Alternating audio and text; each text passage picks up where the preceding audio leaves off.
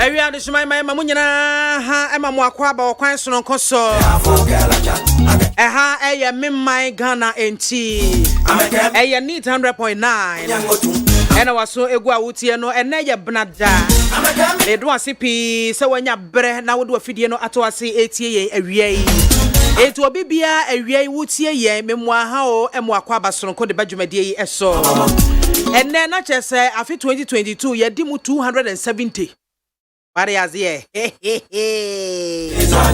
Yeah, go. Microphone asem. Yeah, call. Yeah, cause our guys are you anyway, me can. Yeah, call. Yeah, call. They were part 54. It's the day and none 270. It's your 95 days. 95 days near the afeno equarian. If you honor was so ya, so with me to Tenakent and Honawian and 10 now sort of says a brainy hall. Them say me no fit. And I see a World Tourism Day. World Tourism Day, ni padu was an artist in crowd that say your tourist attraction site be e wo Ghana hanomwa ubetimi akọ no akọdwodwo ho akọbo ani so akọbo ani akọhoma keke. There was so many places wo Ghana hanomwa ho e ho fe papa udru hanomwa so we obi a watoto afie kurase abetran kan ayewa adwen say wo onko wunchi biem esan say wo krom na abayifo headquarters ewo edu kwa abayifo bechewaria me ka kire hwe abrochire fo kra abayifo ko ho entu beseso wadwen no akọ okrom a sese wadwen ne ko okrom na there are some tourist attraction sites a wo ko ho no mo a oh my god tese ho ya ho me kankasa ho ye fe ho wuduru ho atum sa se wo ha wo na wo su nyina afiri wo so ho nyunyunu where the atmosphere the weather condition what no more utumu say yes Ghana ye wazo ye na da bia ye de na yempe o da bia ye to ye de ho da bia ye to ye de atwene ne akwese sankrofo amanso de wo mu de nso so emwa yen to ho etinki ye me ni akuyen ye de no ne ya hwene ya ye ne yi a obo ho no mo afisi a wo no kura no on visiting any tourist attraction site da watna ha anyini awie school a ware ya wo ne ma eba panyin kura nya be for 10 years arias here yes won this council so hye no ho o shedo enso onko ba bia onyama ne musu a wose me ko Israel me ko Indonesia me ko UK me ko US me ko the Netherlands me ko Canada me country Canada e ho na da chiminya me ko Canada me ko ha. What is your own wan kasankasa wo mai mu de no we take it time to at least visit one or two places be ahwe said ye hote say ho nye okona ho nye na wan patronize e beden ye sika de siesie ho e bia ni o they say made in Ghana product ye ka ho asemi ene ye de ne nye e de abrofo no hye wo mo de na se na nye o enso mu hwe ta so say enye kura yen ye de no no e wo se ye me ani gye ho ai se wa wo babone wo ye de wo ba no no utimi to ntwene da de wo se sa na ye fa Ghana hye yem ni ye no ukwo baby te se paga sei paga ayi krokoda pondo se hi ho de me nko hoda mo obetimi afre ayi krokoda denchem watran so amana kokko betimi kra tran so oh efe keke to ahu endi se ukwo na wayitaku kakra sempo akra na yenye sika de asiesie ho no mo na hwa ye fe because abrofo no so ba abrofo no ba aha ebehwe to etiase ene eye World Tourism Day dia na nso so ye e de aboa contribute to tourism o dia ne say anka wo betu na mo akọ na nso akọhwe ne yekoso ho Akum National Park wo ho ye wo Cape Coast Castle Cape Coast Castle say pa sometimes ya na tourist attraction sites ni bi wo ho a e wo se ye ma omanfo mba ho besra ho no wo mu fili ne yekoso those times they say slave trade he say that as na kan ye bi ani ho entinka mo aheda plane na bi anka Cape Coast Castle say wura amena no mu a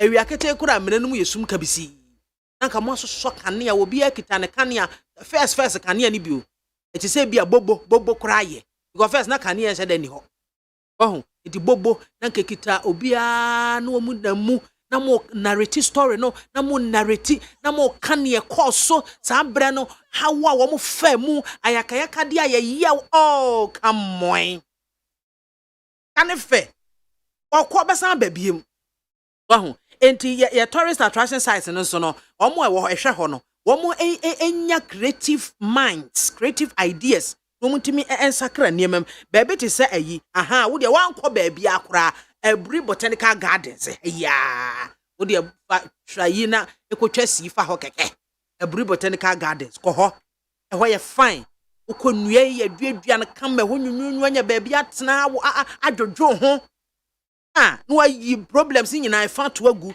ezulenzu sei ekure ya chechire no osuosu ama okọ no mo a eho na anu bi a ye kọ ho na wo ma sha ase ye ho fin roba ne na sefo ye Ghana bunsu aborito me ho sei so kakum na sha ayi na aye okakum no ho so ebi wo ho hefa bo ne aye crocodile pond yi eno so central region ho ba bi eho anya paga ayi ba ku bi wo central region bi crocodile pond ho makoho pen kama utu aduane gum na mu na nchemi be fa na jase effect mole national park ayi wili waterfalls wakohoda ho nyina ye wade o ye wade na nso ye de na nsom ye mbo ye mpe ye de na ye mpe ho e bia nkrofo de na ani de akire omo so ye hu no omo de asiesie omo de o eni sa won so wan pene wo de wantimi ansiesie wo de ama anya kono ama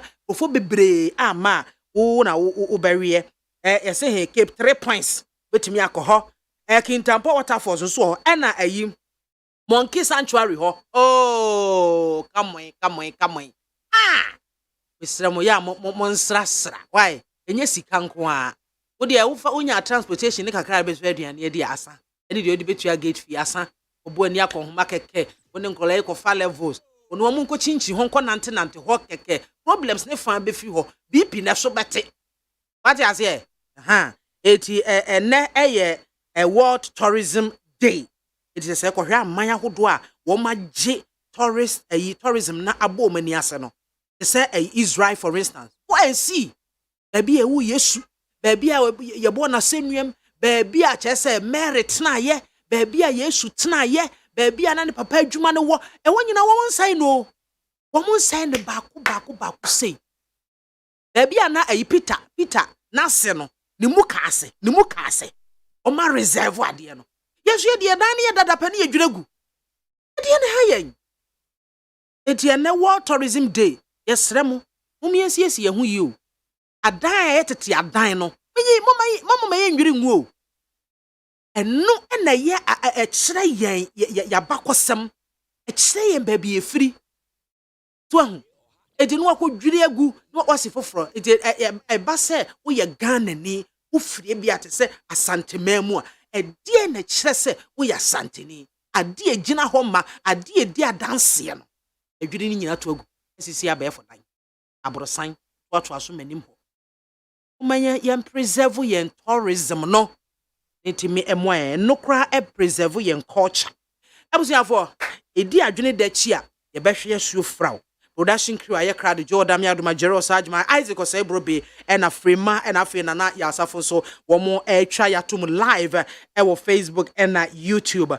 WhatsApp line no ya activating the 0503721744 0503721744 omodia na efa wadwenkyere ebra ebekenkan nyina kma e de amaw metwa me hotew idin the MAAME BIAMAH AKWAFO beti an frame international biamzi 1 me amenie mbre unno ye ni ho kwa me ne biamzi ba ko pe no obi a momu hie me na me di dwumadi ho kyam metwa me hotew aba me ba pa ye be ko kana so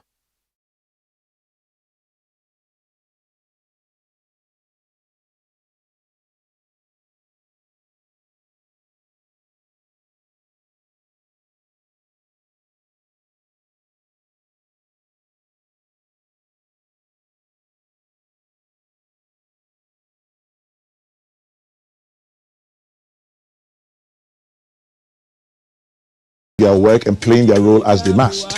They are very vigilant. Ghana being an oasis of peace simply tells us that they are doing their jobs. So you stay vigilant too. So if you see something, say something. Say something if you see something, my friend. If you see something, you for say something. Mr. Nabu say, media, when you could pass on the non press company, Kebaya in your crime, say, Sagam say fighting. Senanadu, Mre do say, and can fight him. And I said, small scale money business. Unconscious small scale money for Nankasansa. Tirie power, management, control, monitoring, BBR, unconscious woman, sir. The proposal, Hanoko, you go to 200 more, a banner jet in the edgema. Unconscious woman, and Cabana quad audio move you. Say about the oil now for son, I will pay 3 moon. Fashion the panasa, you won't fast war. For we're going to go a crema homo. For 2 million armor homo. So wherever I say a government and Kabia, small scale miners and Ancasa 2 women, and almost among call for boom lasso, and I come one casa, Chinua, Cabani free. This was will be a man so. And to one for pounding Nama homo. Because you cost around a bit of money power, we are what cover, or criminal, a bit diatic, a bit near this half for more of him. No apeke homo. No much nasi. No the management national almost have been 24C. Sabi, so the idea cromfua, a binya. One young say, Jumano, what the man is on one so. Now this is a mano. They go there so the bra bang. If I saw the bra bang, no didn't ask because it's Galam will be a tin of the passing gun. Insurance say build, forest say build, Bibian say build. And to this town around there, yes, sir, another go for the sake. Small scale miners and some po on far mamu into town. We're great bodies in here. Omni small scale miners in Yajum. Now, Banacano, or you, man, what time? The next 10 years, dear. Leave me free. Small scale miners in Ancasano. Mumra. Mufa Moshe Emra. Quamba the mama of many, you know. Now, for the next 10 years, leave me free. One of the great bodies in Yajuma. To me be a mram, to me be a someone saka. Not to be a Jumano, but your mamma. Munya Jumano, so as here, me catch your say, and none the best song with this problem. Go a bako, will be able enough from the to stay.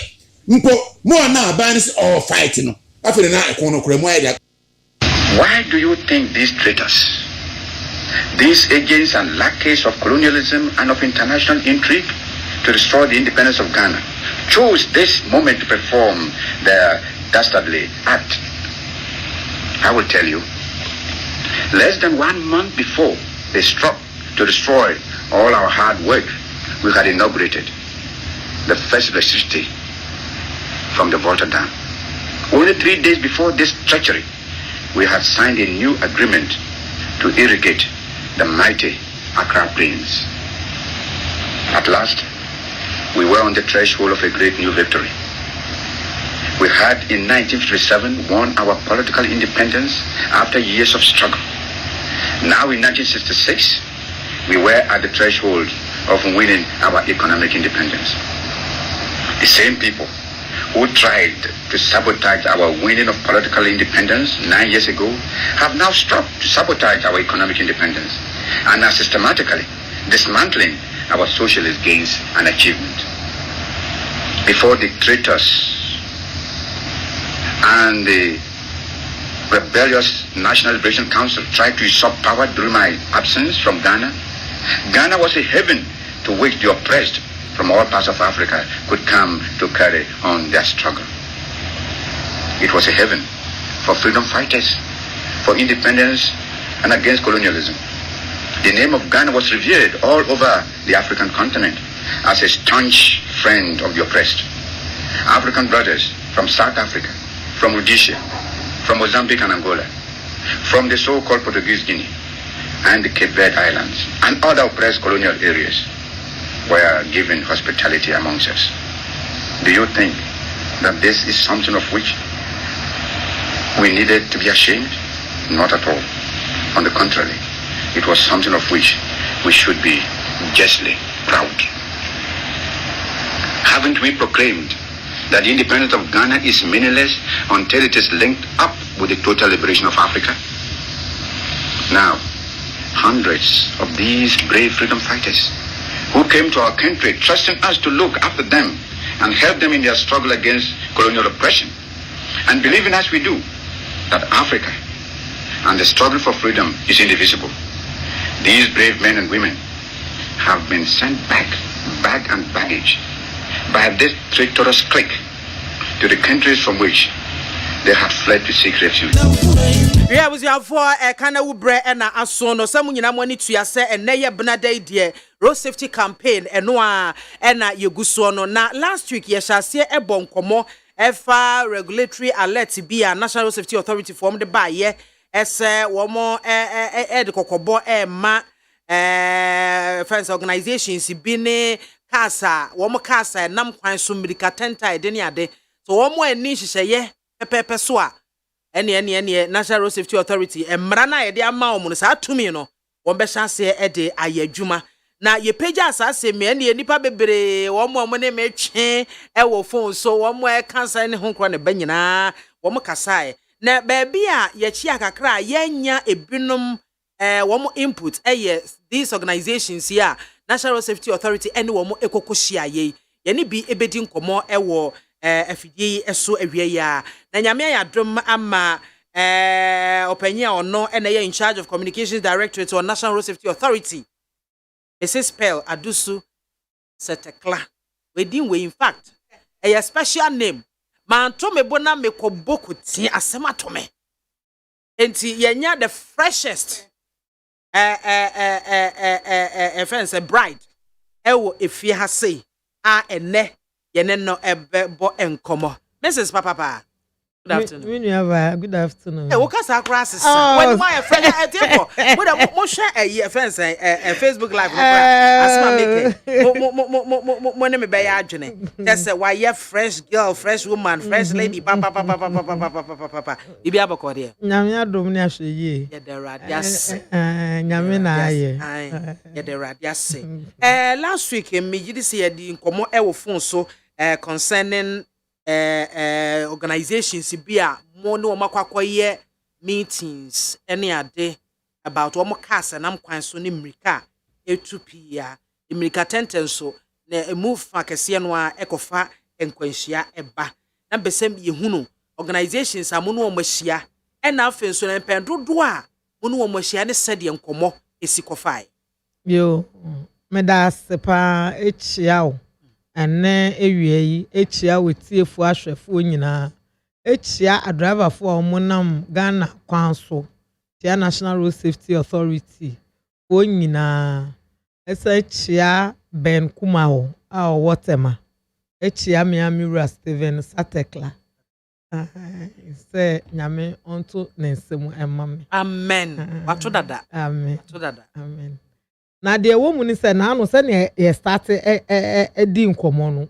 ye de sa regulatory alert aba ama ye stakeholders bi a wo mu ye transport unions and transport operators ye bo mu kokko kai o mu so se meetings bi a ye ne omo ayeye wo yen yakache ho na ya san aba won kasa won chen ene won abekasa niam na ye pese wo mu ye yenhu ensonso aso inti no se omo anya hweye no mo ne omo drivers no a hyehyɛ won ase no ankasa amfa mechanism anase hyehyɛ bi anto ho na mo ambre se ne omo communicate tem no so a ende na mfie bi abetwa mu kwa ye de mra ba se Toyota mini bus se ba ye no omo de say speed limit no 200 inti on do si kwa no so a 200 kilometers per hour na obeko no sa mre bia de ba ye bre omo ase a omunya kwan nko kwantenten no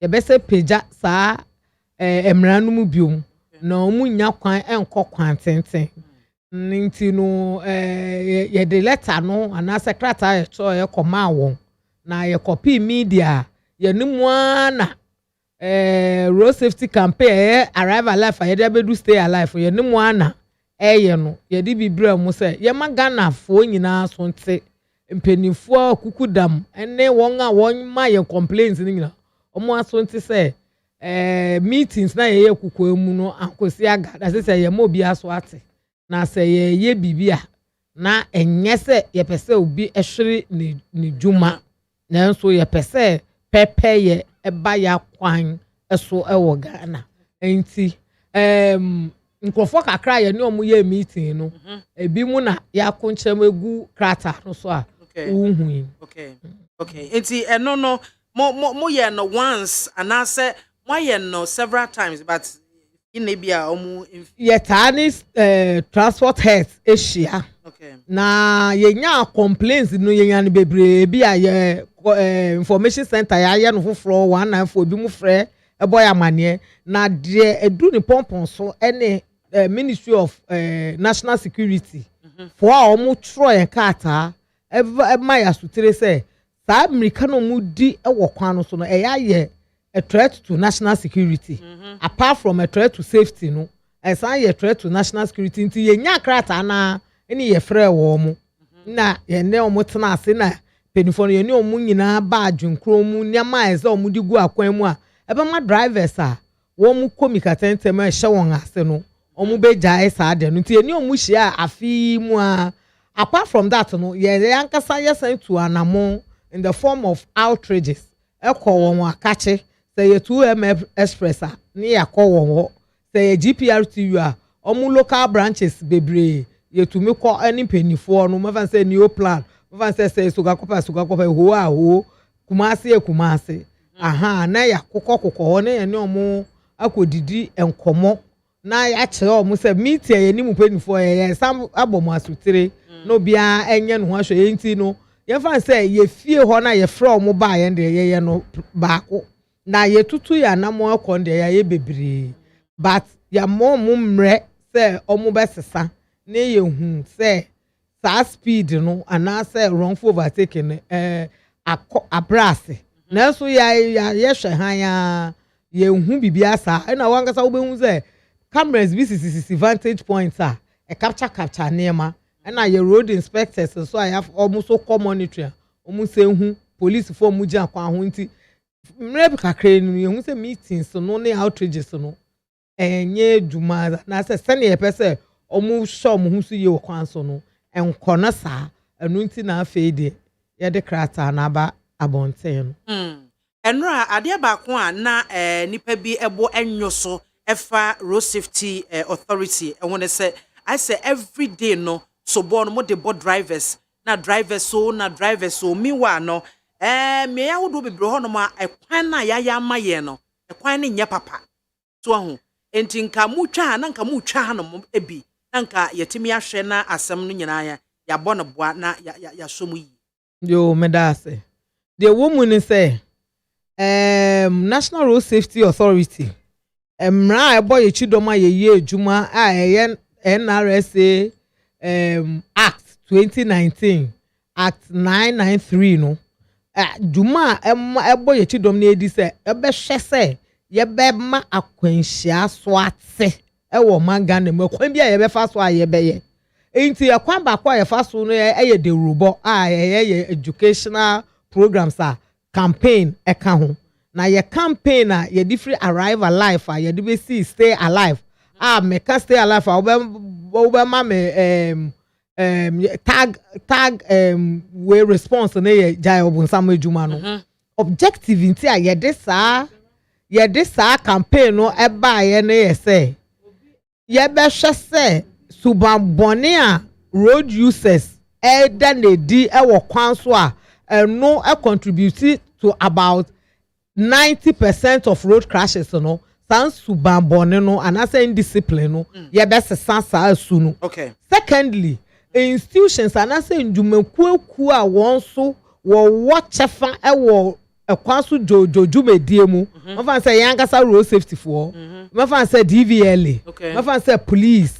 ma fan say ambulance service ma fan say road agencies ma fan say engineers ne won contractors ne njumakuaku a wo so wo hwe say wodi ne ma bi gu akwan mu even crampo abind the say oye aye nyina ye frɛ bibi say irresponsibility and I say ya ye hwe han na adwuma no ye ndi ni pepempe eno so no ye be tackle na afa de adwumakuo bi ese so no so ye bibi no oye bibi papa bi na emma epeja road safety management so e Ghana nti enye no pene say ye bo driver for and say road users kwa so bo ye asem bi ye kan say road safety anase kwan so jojo kwan so kose masede wo mu so wasede wo mu eye wasede ye masede wo ye media wo wasede se wo fa wo medium no so na wo bode ro wo kasa fa road safety hu se ne be obi bete na onu so be di dwuma bi wo ye engineer se wo ye kwampa se wo di road furniture safety furniture so na egu ho wo ye police se enforcement no mu fa ekwan bi so na mu peje mu se ne be ya driver for omu enkoya aso brache anasa asodin sanso na wo driver no saban no eye kwampa ni wie na edaso na bibia ye pepepe wo so na wo nam kwan no so no sesia wo na wo ye nipa ukita enkwan no work asay asphalt wo ho ye markings ni ye good nti miduru ho a ende na menu ani se tatatata mekwa ani se mekọ emra ni hyehyɛ wo akwan so no wundi so enu nti ye kasa kyerɛ a driver for tutu ani road users nyina se obi a onam kwan so nyina se obi anya na sɛdeɛ sɛ wo ye wasɛdeɛ mpo na ekwan no enye papa na se bibi na obi nyɛ ya wo hwɛ wo hu so ye na wudi mmra so nti no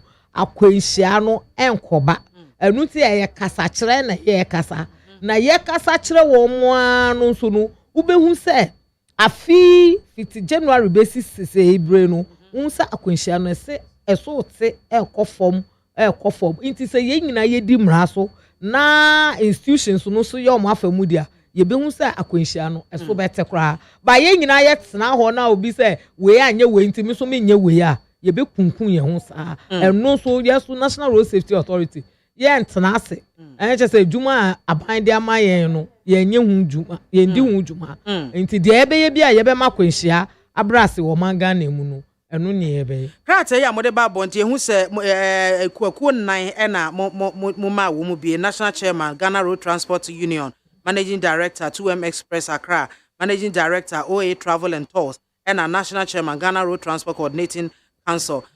We no eye the mo be chance implement the mo kan ye no anase still kokobo ye be say ye but nipa de wo say wo be oni akola te ho na onim bibia wo kyere no wo bɔ no kokko wo mana sutire na wo mana adwen eba so na adwen ba so na wo hwɛ no kakra na onya ɛhɔ na wo ma wa ba so ema wo tia no ema ni hu sesesi ade wo hu sesesi ade we ni abre nti yen sole potuprum emmo akola re sa na wo ntete akola no eyesa na wo ma ni nyi wo nyansam nti eyesa application na na ye de ko ano ye ni mu atena ase yakasa de nti amuntumi nye no yasa tu ntesu kokko egu ho kyerɛ mu sesesi ade ye ni abre o se kasa na ye kan ye na mudwin se ye abojo sam nti mu mfa anya edwuma sesi ade ya maganafo nyina ate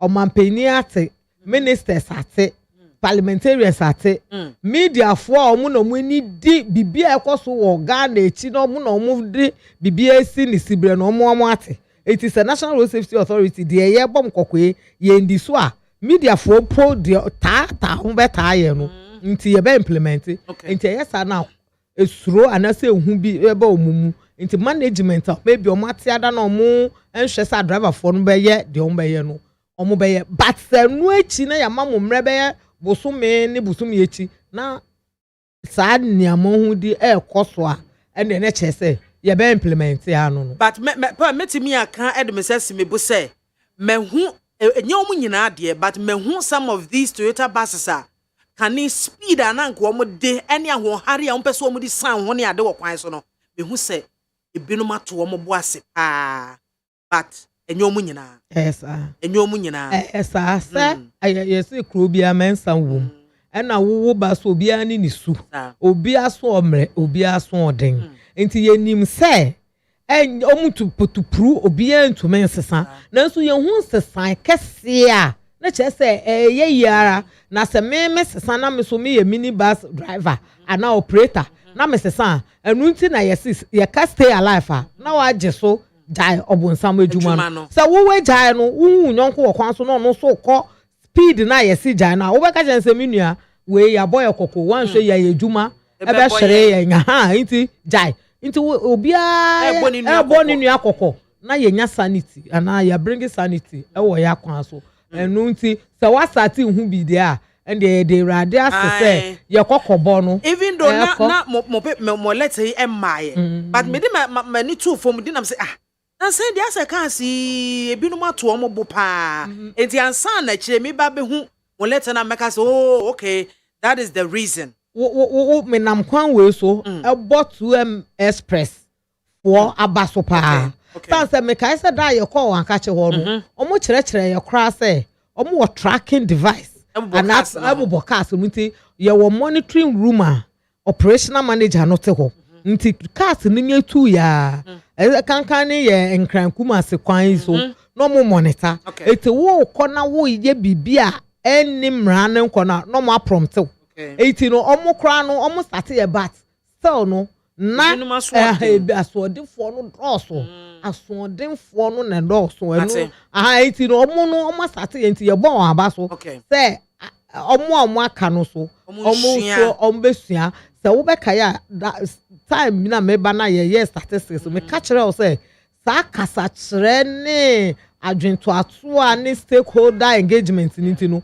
commercial vehicles kwa wo sha omo crashes no ye boaboa no a omo de na aba form same private eti ne che say commercial vehicles no sa nkita hudie na ye ne omo wo no enye kwa omo tie na ye person mu tie no mo na over 50% eko 90 no omunya asutie maye once owo a wo nam kwan so wo ya asitie no akwanhia no so betse ebeba form antipa so obodua mu ma mekakra bi na menko ahoma so na ye ne Alaji anase Abbas Ibrahim Moro ono na Greater Accra GPR to you PRO ono kasama PRO Abbas area memo ha o Pacho meje so na mpom te sen boko yo megidi yese National Road Safety Authority wo matimi ne anamo de krata ene mo mpanyimfo adinkita ho once a wo ye PRO de ye kampanyimfo a wo mo eda GPR to you ano a definitely ye be count aka ho nti sans me ameken obeye aware of it wom de krata ba se moma moni enku drivers no titru wom hye mo ase no ene mrika tenta wom etu okwan so because wom research wom ma ye kire se enkwanhia esi no wom etu mrika pa no wom de no edoso wo so ndi sanse mi baaye no DPR2 for san ena moje no ya no kware asema National Safety Authority for the Babonte the jitu mu say ya no kware has no bebre omutu meka chain allowed speed ya mase monfanam kwanso omude baaye ya jitu mu because ya dey who that say I can't drivers no other drivers no I can't so omo identify a particular group of big grass omo mrenkana no ye think ebinumo idea ye nyina ye di ya no atumo se munyina nhwe na omo mbre speed na se ampa speed kills was the number blew ambre to o kamwa e different from ukita speed pa na reviatu o kanum na o kanu the then bomodern say be can na speed no omon branas the area me the pass National Road Safety for the omukasa na insistambi ambadia ndie omo be restrict omo chese omo ma wan na sa cars nkitinkiti no omo ntu kwan embru 40 kilometers na chese this ya de na aye trotro na enye se mi yi ibrato mi yi ya no na I'm facing this ya cars nkitinkiti no nyina ya wo monitoring office ya wo bi aya dinu then tomalo say or monitor cars no the okota radio the okokuma so o hwe ni nyina the air cost speed abru speed aya nyina ya ja tomu no na ebebu ebip or computer no so alert driver no so alert driver no na driver no reduce speed na review or oppressor a particular car no engine no be call off say 15 minutes and sana. Where they were down more honorable your friends a GPR2 for more office ho. And the nipa be press at the corner so now affect car na a emotion, you know. Cospit so don't lose that timer. Put to make the camera back the original office what to do. Okay. Better demonstrate bia tremo. Amo de achro bia. Yeah, Juma perfectly. Yeah, Juma papa. Wow, where dia me bomb mo nsem mammo, me tuche mammo papa. Other unions no so be yes sir, ka be bua nyina. Dem mom yare no e fan so free passengers. Omo yare no half free drivers, half also free passengers. Businessmen and women no can to make up no eno no mo pe. Therefore to make up no to make back so be load na nti no speed no want to make the next car that your cost speed pa na wa train no do no so na wa kwa akotram mu nti omo so e be pacho na omonya kasachire ana omonya adwen sakra me pacho me train no nya papa No, Abbas, ye bibia de din yete ase pa, ju de to aso. Yo.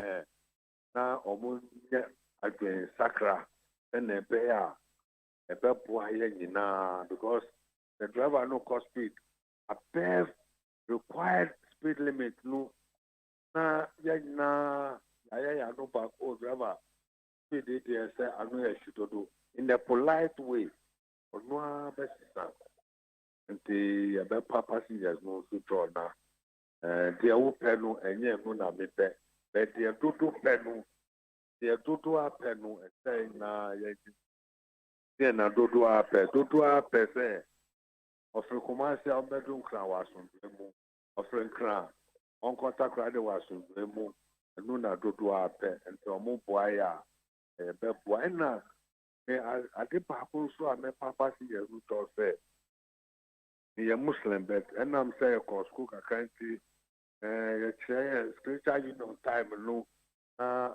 ya ko worship omo kan bible mo asem yetie ni nyina na bible na asem no bebre nso wo ye quran no mo ya yemfa jona asem no so ya adesua obi wo ho na odi na asem nam no de abetra ka mo enti ebe pacho ka bia na betra mo no ka no betua yenso ye bom pai ansana ka no obi wo ho akwafo bia de na wa ye brebe ya numino ya kesi na am I right?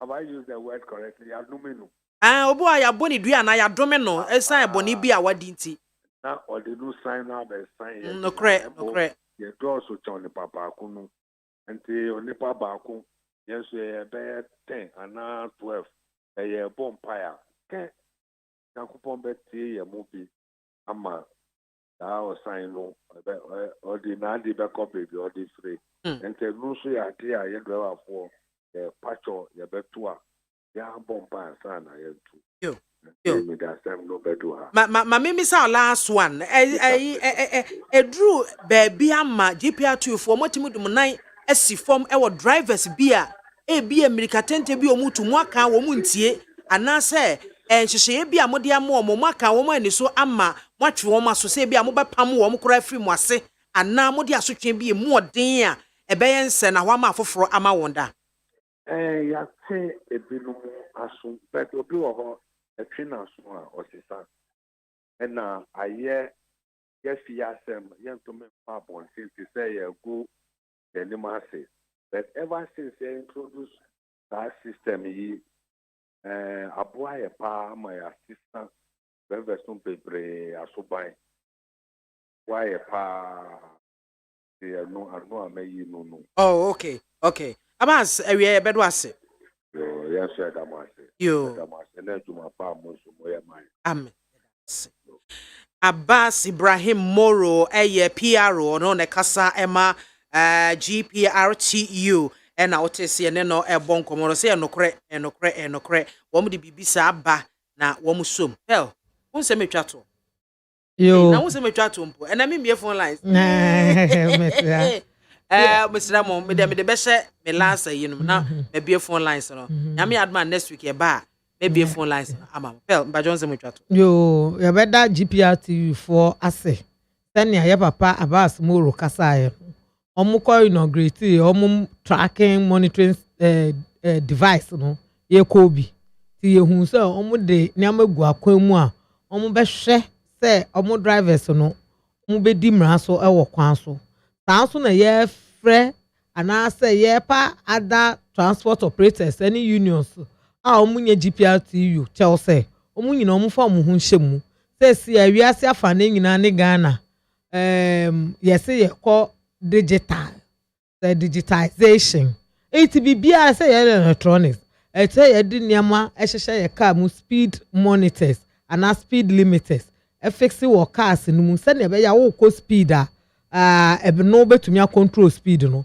sanso na say ye call ye nya devices unions ni operators no mbe wo mu room no ma track say na 2M express any GPRTU for start here no be track cars no na wo track no kododo a wo tumi ayeden ama no caution ana say wo tumi control the movement no ade a ekuni papa factor speeding say mo kan ye no abeyifo person okun ya bo bi dua no person okun so okowu na what o ka mu ti o de ne sign be sign na speed ni mo nya den a kwenhia no kwabra ba wu mpra epra kese eti akwenhia mu oden no eno na se speed a emu oden no eno na di akwenhia owuo ani pra ewo eba eti ye nyina speed limiter ye scientists and say researchers ehun say ya kwan no betumi a contain no eno na ye de amaye no eno na say wonam kroma 50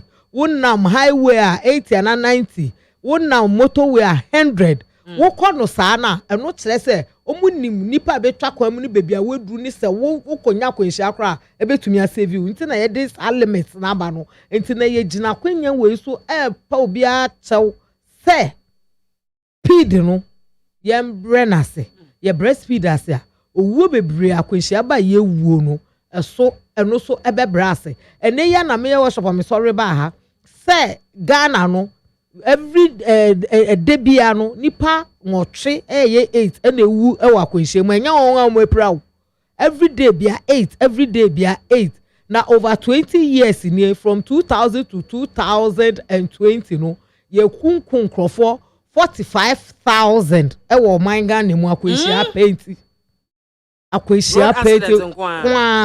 from 2000 to 2020 no for 45,000 and no cry na reported case from police doctor for the enka ho any the reported enka ho reported case no enti say ye the akwanhyia asema ye ka no be di agora ye be hwe no na ye man no any future enti no sesi ano akwanhyia mu pra ne owuo no ayasam hia ese ye nyina ye de ye ho gimu na media sani amobo ayen police fo onye omo afemu de driver fo onye omo afemu de motor fo eni obi bia ye nyina kan hu sa kwanhyia nim sa wo ye adwuma road safety ana wo ye media man ana wo ye president ada no onye osofo ni yiri le ko wu ye enti wo tumi bom pa ye na so wendi mra so so a wo benua akwanhyia awu enti mesre ye nyina ye mbo ye ho ban bo enye yasem hia ko na yanko wuo bi a tofu wuo bi a nyankopon enhyehyɛ ma ye nyina ye ndi nkyene ni meko na wo su bo wo papa ente na wo ewu wan so a boni wundi wie obunsan jem na wo beko ye sere pa ye nyina ye ndi mra so na wiase de bia meka ye nyankopon or the principles na bo wiase se ye ndi so a ye se ye ne ye be se enti no ye mpa bo ne se ye nyina ebedi mra so ade ye ya pa ne se neo on di mra no so no de onu di mra no so wan so na sign no de akọ sign no but ye nyina ye di mra so a obi ani ho a ode ne sign e ba akọ sign obi foforo na ye nyina ye stay alive madam ase oh yes ye da se antipel ye da cp ebuzian for ye MAAME Mrs Pearl adusu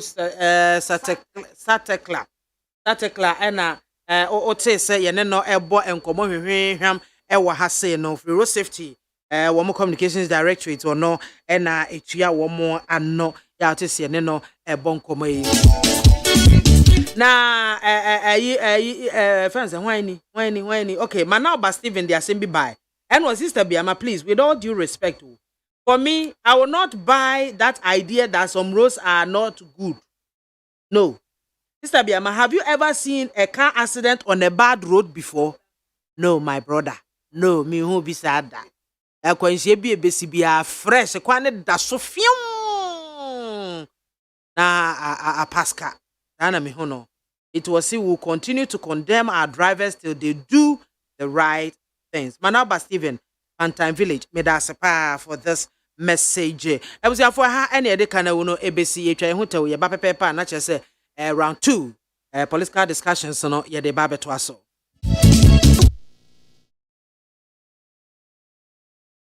The judiciary has shown consistently that it is the last line of defense for our country. It was thus with great dismay and embarrassment that I heard a person who has occupied the highest office of state, former President John Mahama, recently launched an unwarranted attack on the integrity of Ghana's judiciary. And I observed that this was really the latest installment of systematic and caustic attacks on our court by the former president, albeit unjustified. I am compelled to comment on same in this address because they border on the security of the state and constitute a deliberate pattern of conduct aimed at undermining the independence of the judiciary, an arm of government whose autonomy is crucial to its proper functioning. Such conduct is clearly deplorable, coming from one who has occupied the highest office of president and passed again to that office. At this moment, it is important for all to note that I express this sentiment not because I stand in opposition to former President Mahama as a politician. My dismay is founded more on the fact that I'm a lawyer, and every lawyer ought to be concerned about these kinds of views expressed by a political leader in this country. It would be a sore omission if I fail to recognize that there have been other leaders of the political party to which the former president belongs. I do not recall either the late Jerry John Rawlings or the late Professor John Evans Atamils mount such a systematic and deliberate campaign of hate against the judiciary. Closely examined, one will notice that the source of the former president's unjustified attacks on the judiciary is the unanimous dismissal by the Supreme Court of his rather porous election petition, which indeed, in my respectful view, was dead on arrival and bound to be dismissed by any court worth its salt in the country. One cannot fail to note that his petition before the court in 2021 was a bundle of incompetent claims devoid of any substance. As stated already, the allegations of wrong aggregation of votes, and vote pardon,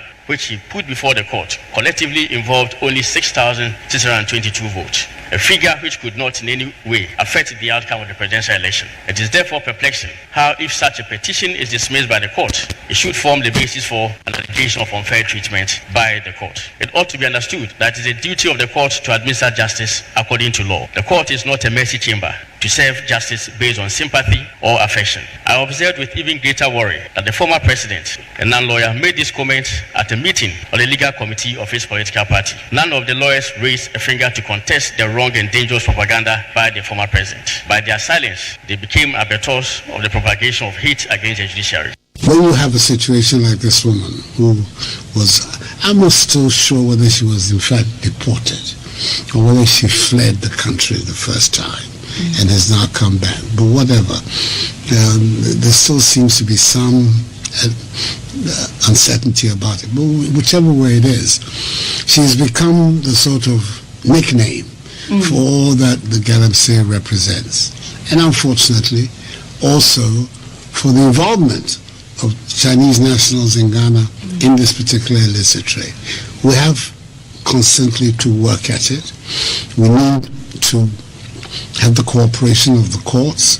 Until recently, till I came, the punishment for people caught was relatively light, a fine, and even if we were going to go to custodial sentences was relatively minimal.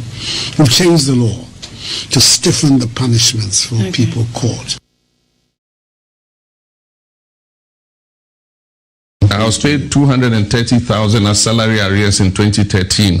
I'll show it to you first. And later, if you want, we can call a group of you journalists. Of course, I don't want to publish my bank statement, but I can put it before you and you look through all the payments and see if there's a 14 million CD payment. I didn't receive any such payment. And he also says that I receive privileges and perks since I left office in 2017 were 15 million cedis. That is absolutely untrue. I receive only my monthly pension, like President Akufo, President Rawlings was receiving until he died. That's all I get.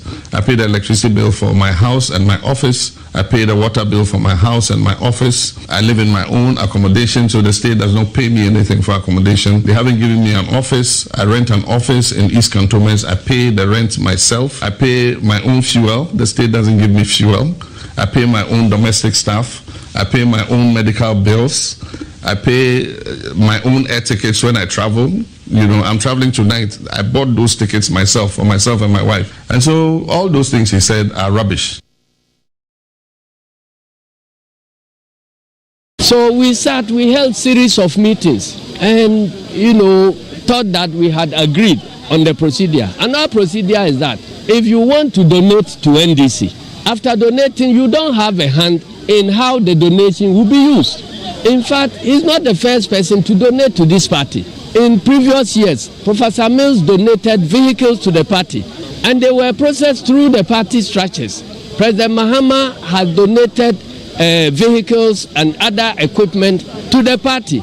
Once you hand over to the party takes over. The information we are picking now is that we have been written to that there's going to be an NGO which is going to manage the Ahunto project. And we strongly object to that thing. And we feel that we have been misled into launching, receiving the donation and thought that and assured our party that it is the party that is going to handle it. If Dr. Dufo intends to make this donation to the party a genuine donation, he should be prepared to the proper channels. Without the channels, otherwise, will you go ahead and issue a fiat that he stops it? Well, he has his equipment. Whatever he's doing with his equipment, it cannot happen in the name of NDC.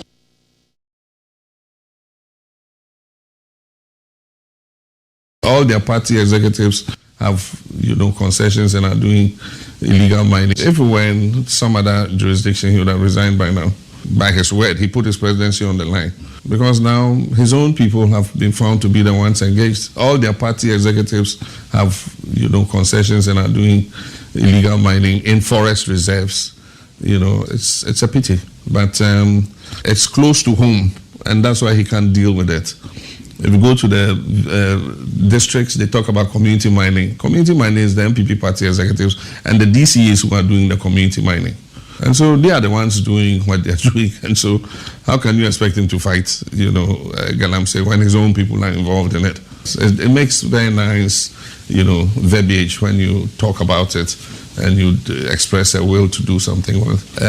Action speaks louder than words. Our river bodies are still the coffee color that they were. Maybe they were Milo before, they are looking like coffee now, getting darker. The champagne machines are there. It's not something that you can put in a handbag and walk and go and do it here.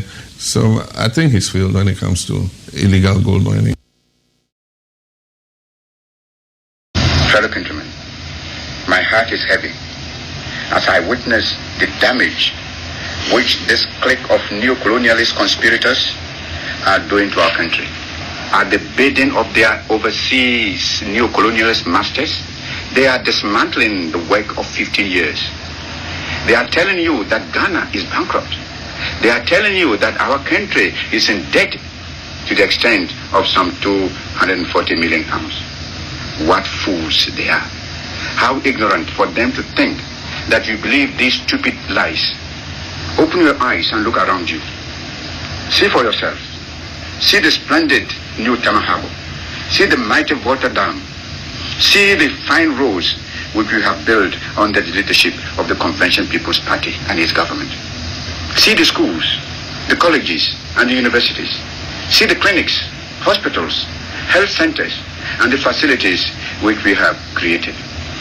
See the factories which are already springing up. These are no debts. These are not debts. They are investments in our future as an independent nation. These are the physical guarantees of the bright new future which I have promised you and I have been working for. Together, we can put our Ghana firmly and squarely on its own feet. Together, we can create the things we need for ourselves instead of going cap in hand for charity handouts from foreign powers whose only wish is to exploit us and make us vassals to their interests. I know these are hard and trying days for you. I have never tried to conceal from you that real independence, that is to say economic independence, does not come without hard struggle and sacrifice. Unlike the cheats and deceivers, the liars and traitors who are now trying to lord it over you, I have never promised you any easy road. I have respected your good sense, your capacity for work, your pride in yourselves, and your sense of national dignity.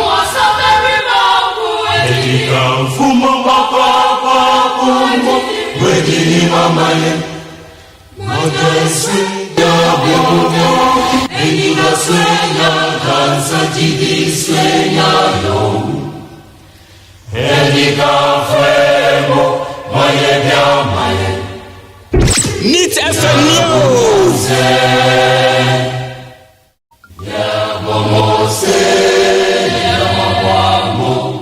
Buti oha echi bongo Neat FM. Okubano mwege kumo mirika mwege tu 100.9 The best station in the capital, Neat FM.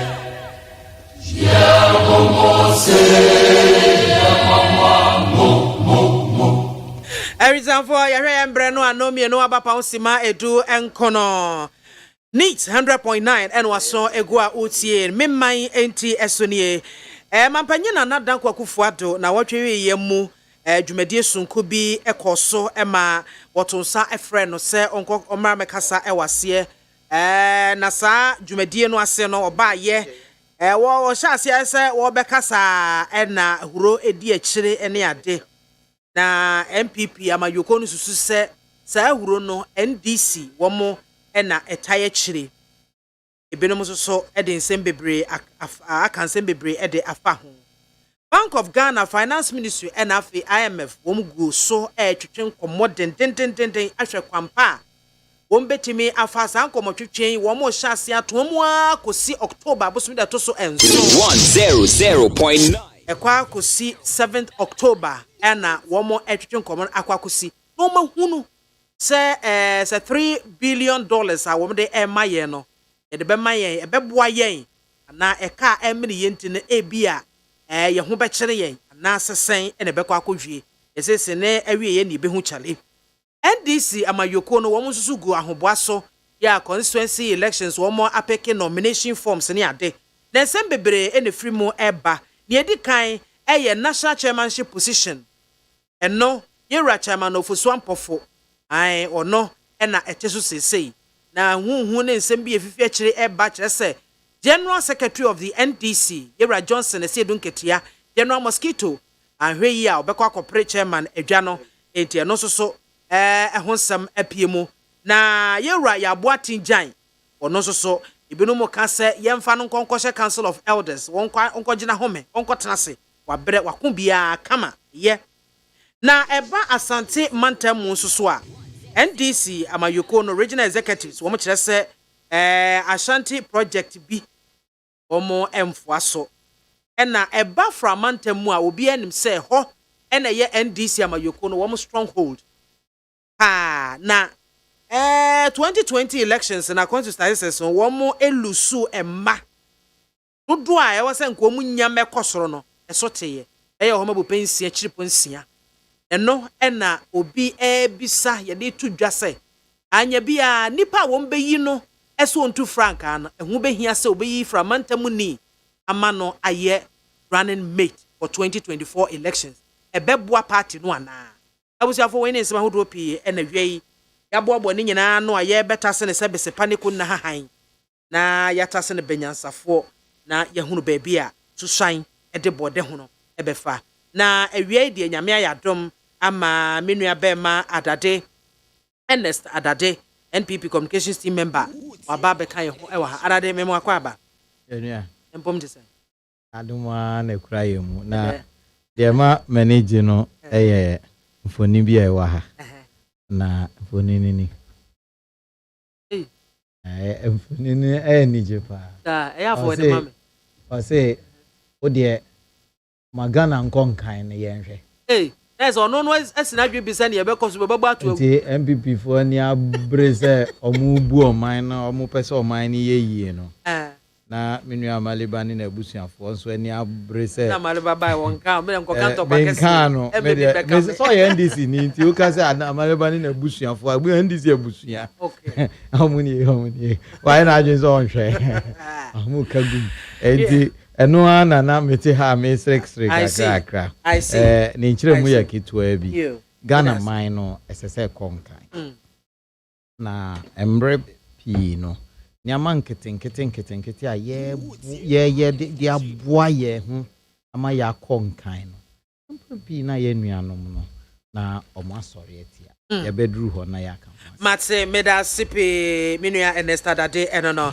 amaliba yoba ma hai obi ade ibi abako de odi de men ko achebra wo adum de kitaye good NDC bibia ye kama adum NDC de bibia ye kama pa but you see ma minchia ona minchia busuafo agebrete ya wi na minchia me party mu mpinimfo ina fancha kesi so koma Alhaji Sharif Abdul Nasir the next member ma NDC oh okay Alhaji prompted say party ni be nominations so be for national vice chairmanship oh okay so I am 3 delegates in say draw among kind of largely as I know have what it takes to bring the NDC back to power. Okay. In fact, we need people name MPP for power.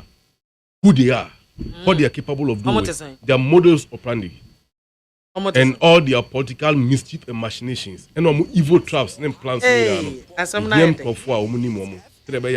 Countermeasures can be put in place to deal with that. And I believe Alhaji had what it takes to support the party in that capacity. My main chair, the incoming Greater Accra Regional Chairman, your friend Chairman Michael Tete Kwete.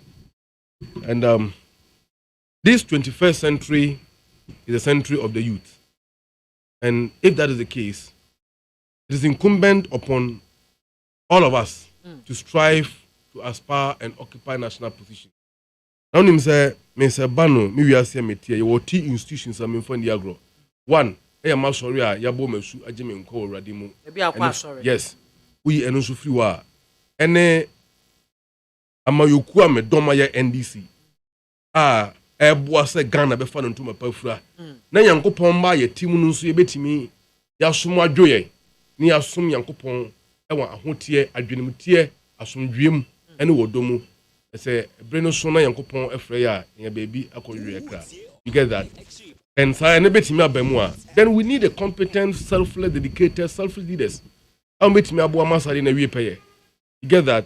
And according to 2020 population census, and indeed the last electoral data it shows that Greater Accra have the greatest election population data in Ghana. Okay. And of course, in terms of population. That means the significance of Greater Accra cannot be underestimated when it comes to electoral fortunes.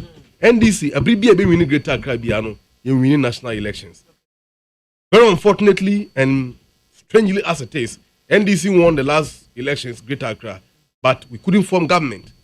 I believe that Chairman Michael Tete have what it takes, not only to maximize our electoral fortunes in Greater Accra region, but to also complement all the regional chairmen across the country to make sure say the evil machinations of course 2020 will be able to block it well. Now 2020. So I call upon the delegate to vote for Chairman Michael Tete. People were around, but still.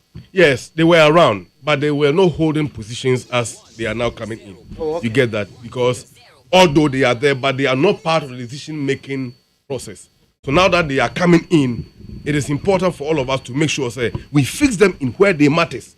So that they can also bring their technical know-how and unleash their knowledge and potentials to make sure that the party thrive.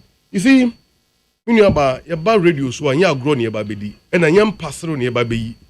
Tibetrani a Kagana Samoa, you need bring a Nimuasu near Deka. Fabric yada. But essentially, your palm one embreya, would you know whom and ye? You get that? And nothing better, auntie, a nibre and any printing about better. Now, some of your canon, so we are going to discuss the matters as seriously as they are. For NS Adade to start jokingly or to start joking here, I don't think so. This is a comedy platform. Net FM is a comedy platform. A platform that discusses serious issues. And the picture cover by and some picture in frame. Say, Momo Pese Ghana Kona Nimwa. We NDC don't support it. What do you mean? A bring Ben NDC opposition or more MP before more than more Guinea Abuase Ghana Kona Nimuda. When have you done that? Mention one instance. Even in 1992, when you were writing the constitution, some have argued that Sabrina MPP near inform. But don't forget, the cocoons no muni by butterflies, me boy. One more boycott too. The Constituent Assembly and the regional political forum and others. This same group in the form of MPP. You get that? So if you were not in existence physically, you were existence in your mind, and you knew what you were coming to do. And until you got your constitutional one from one gym. In any case, when Mers came to office, we saw the kind of insult.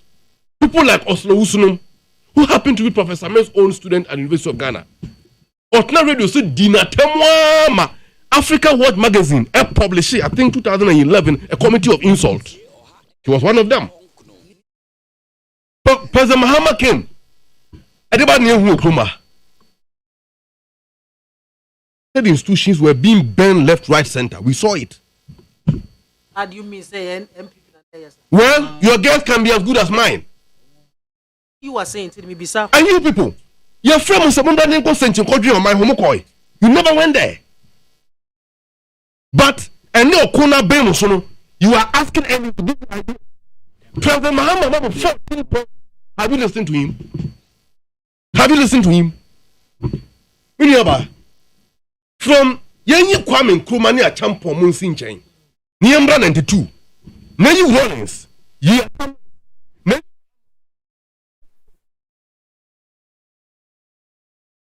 Yetamis. You run.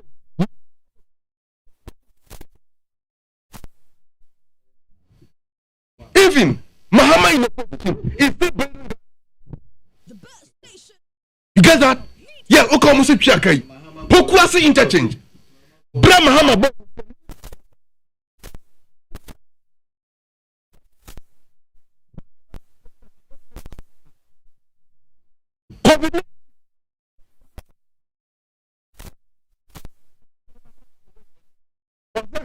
One. I fear so.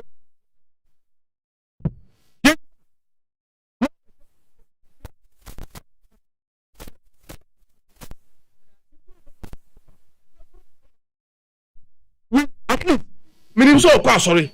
On so you make a crack. Okay, on.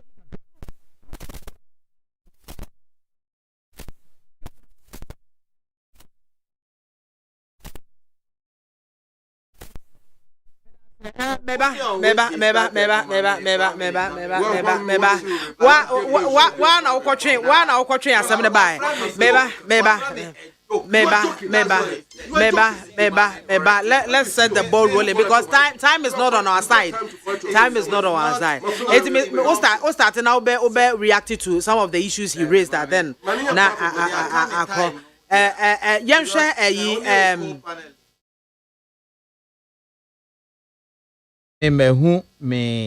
mehu post and I made the actual MAAME post no a self-explanatory share o say won share na ube frame me a joke.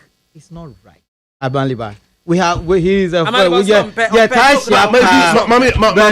I'm not. I won't pick.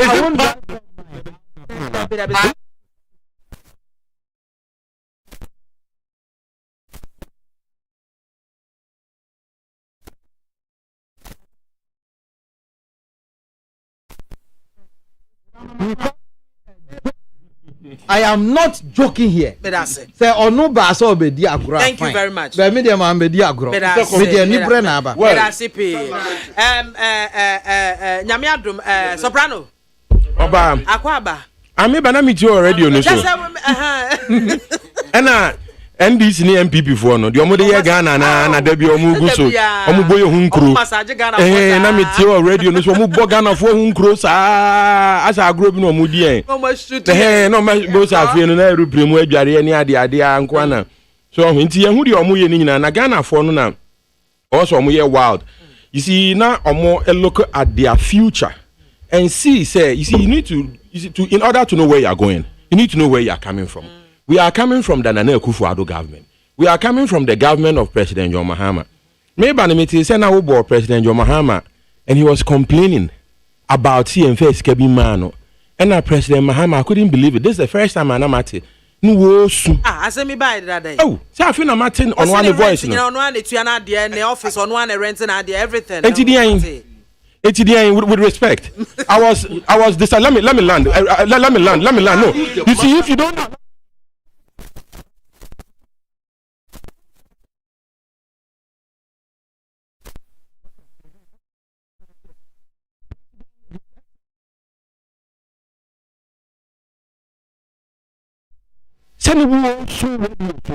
And I'm yana me try me light bill. And I'm yana me try me water bill. Me ko high dime yana me try. Well, I have news for President John Mahama. In case he's not aware, we, the people of Ghana, we've been doing stuff like this forever. Since from back in the day. Yani treat a light bill, President Mahama. Yani treat you could do pa ekoswa concrete near the yani try light bill near water bill. Now we have president na sika ye dia shira war. Nothing to try light bill cracker be 1 year na mami ye try mi sika me light bill. I was just shocked and disappointed. Say president ni so no try light bill today. We pay our light bill in this republic. It's the president. President John say Ghana ji so from assemblyman ya hwa na man pay dem sa etwa ni man na santi. And now we're trying to light bill. Even after S. Gracia, still President Mahama. Please, beloved President Mahama, kindly come again. Nanka ucha light bill kra nanka yeden. As is here to Ghana na Brady de Mudia Republic inti e sabe twa light bill amamo. Miraho. Me da se. Me ba cho yen hwe weekend di dwumadi bi ekoso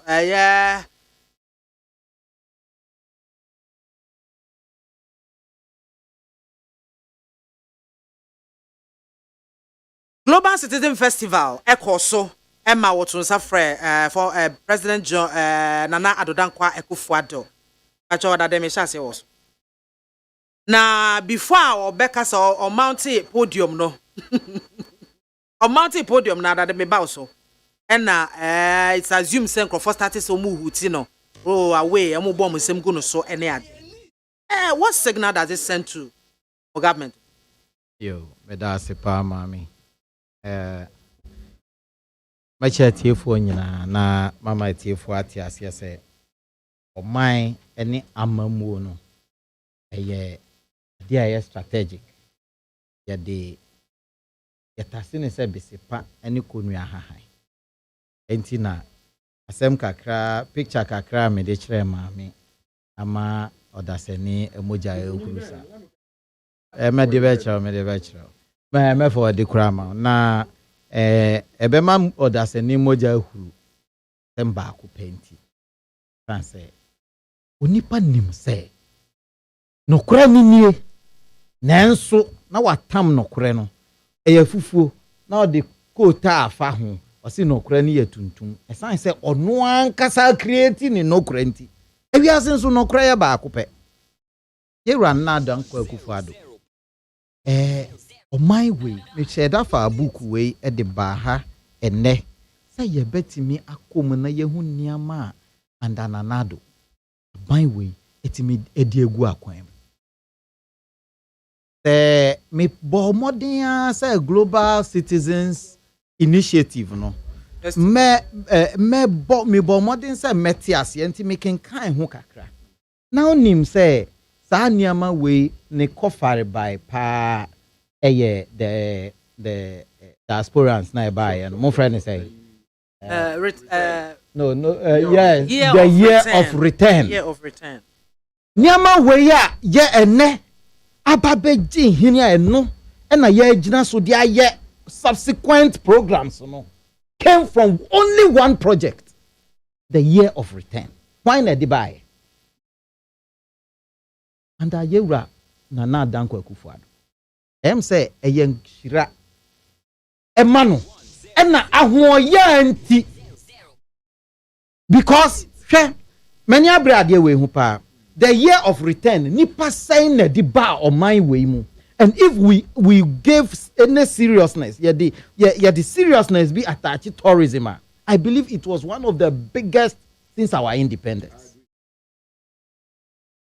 One of the biggest since our independence. And no woman into the return, the something of the return by so young men and women in Ghana are creating things. Me de bia me kase bronya eye broni creation is a marketing tool. Bronya ya anwo Yesu 25th December. But bo bit na ase e create bibi say ye to me the bibi be she ha ne de bata Christianity ho a afi bia medi midwa. Sa nyama bebre wo ho a they are innovations of people. Yet ho na me de me te ho da krona me kote say yes bibi the Valentine. Edru honu mu a hwe niama nkrofo manufacture o moton ntina medi mfoni ni kire wo no mfoni no na si kire nie na nado na okofa the return ne baye aye di twin diasporans dano me beto ba ko wa ha em say wo maame na we interview maame fo bi diasporans bi omo ye blacks omo free Caribbean ho be they are Americans ba ko ye military man Jerry. They came to stay in Ghana or more relocated to Ghana. They came during the year of return. And so on and so forth. And it's a project be at say, Mami global citizen or unimo objective. Almost say driving lasting change towards sustainability, equality, and humanity by taking action every day. Nyama Nanado Dankwa Akufo-Addo. Edibegu akwan mu wa ha enunti nyama we eba no eno no the reason why the man had to be there again na chance o man peni ba ku pa sore no say Ghana ni ba biara udru secondary school kwa ye fa osuku fi nchew ye ni sika kra be pa bosi antua. What is more of a humanitarian program than somebody educating my child for me and educating Amaliba's child for him?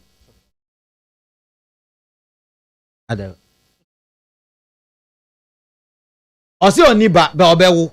Owo a me bon paye say MPP aban every education ebe koso awo ho na watumi ni ba no beba be enjoy bi.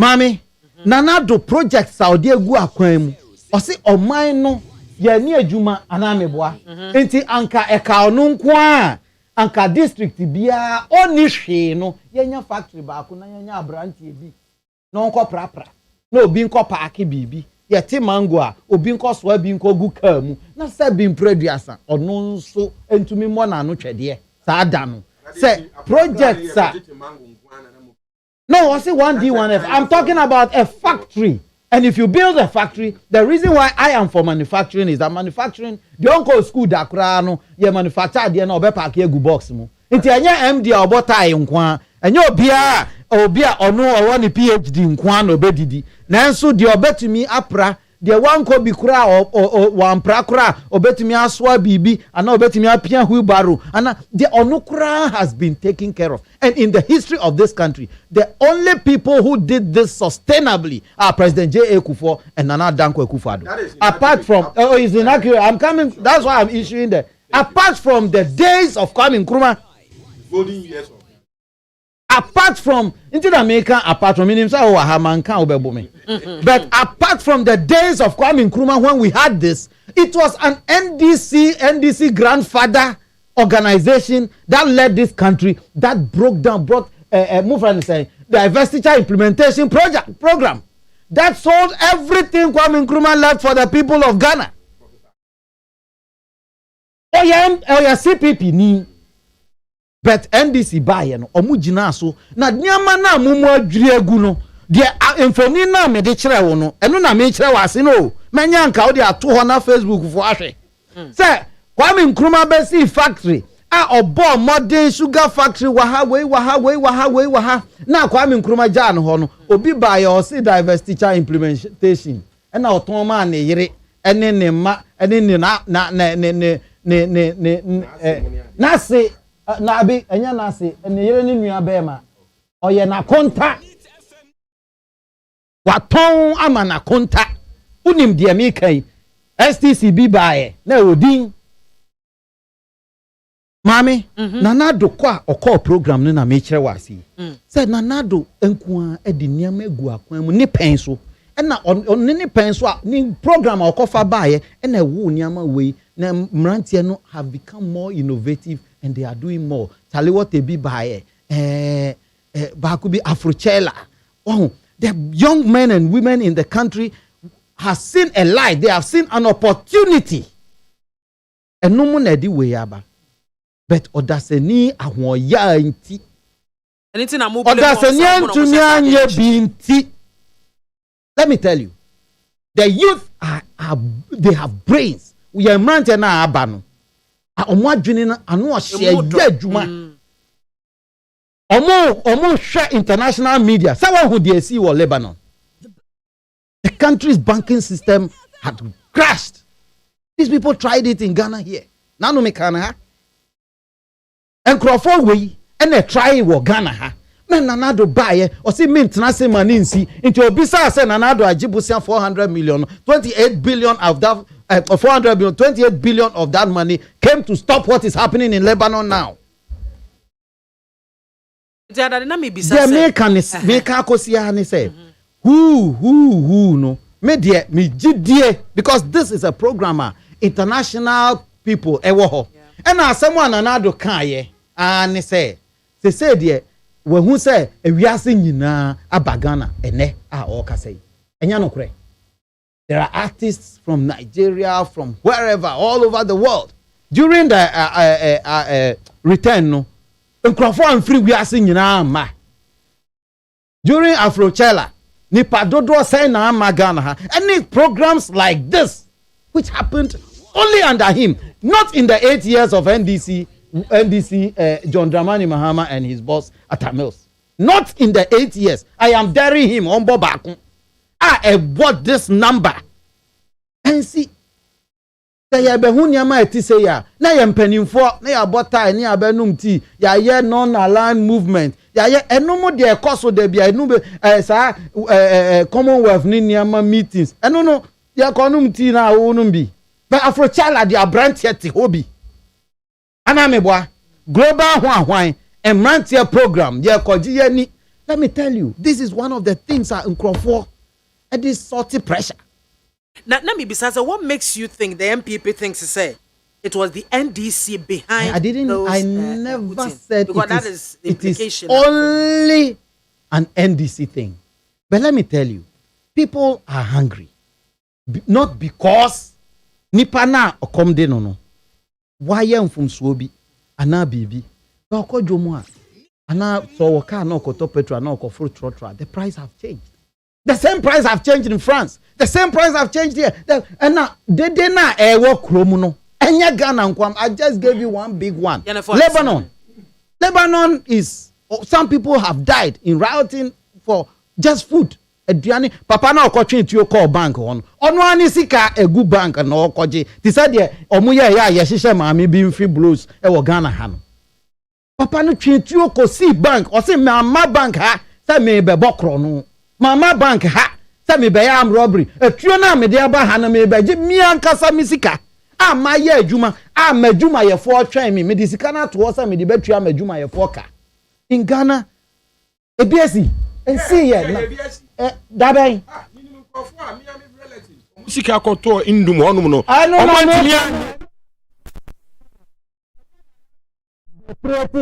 but oh nanado enya nanado no di sika no ba ya anka sisabri nipa no obesu achen di o Lebanon ne the American Kosia say all these things Nanado deserved to be there so obi feel say the fellow has the right. Let me tell you, American president will be on running pabo anto amono. Anameboa, e wo bedwam. Unim nipa nimfonso. The guy said American soldiers are dying in your friends in Afghanistan. Iraq. That time Afghanistan.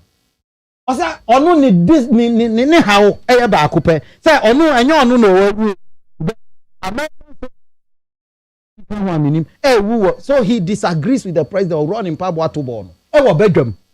It is so be expressing a displeasure. We are in a democracy. I don't have a problem with that. The problem I have is that we should educate the people properly. But amalibati hey, minyi niso wefo 1 inch. Or try a bro from Togo, from Benin. Mete hey, minyi fo ana minyi nyama sadnya.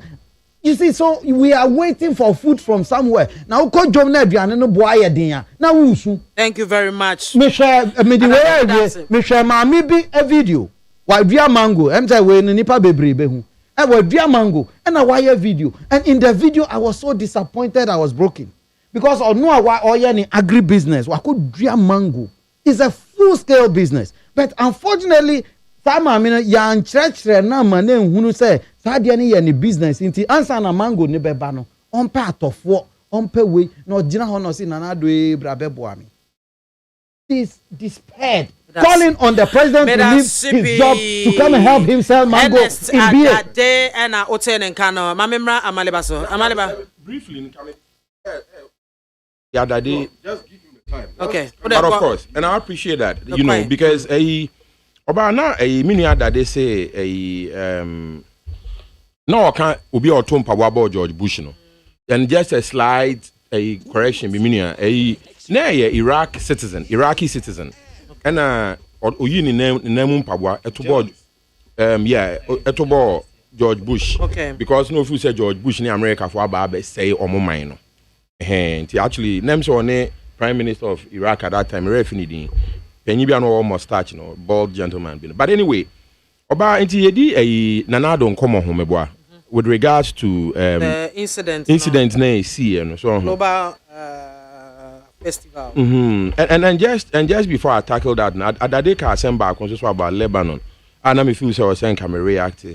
Said yeah course wo Lebanon na omo chuchuchuchu ko gina bank so omo je omo musika no. That no Ghana for na be nsi o hada because ye ntisa. So me feel say over Middle East on na it only said yes ebu no any other na one of the reasons happen here but yeah Ghana has I don't see so be the two kojina bank ISA but the reality na woman say nana do babe good banks no a lot of people have died because of musika came.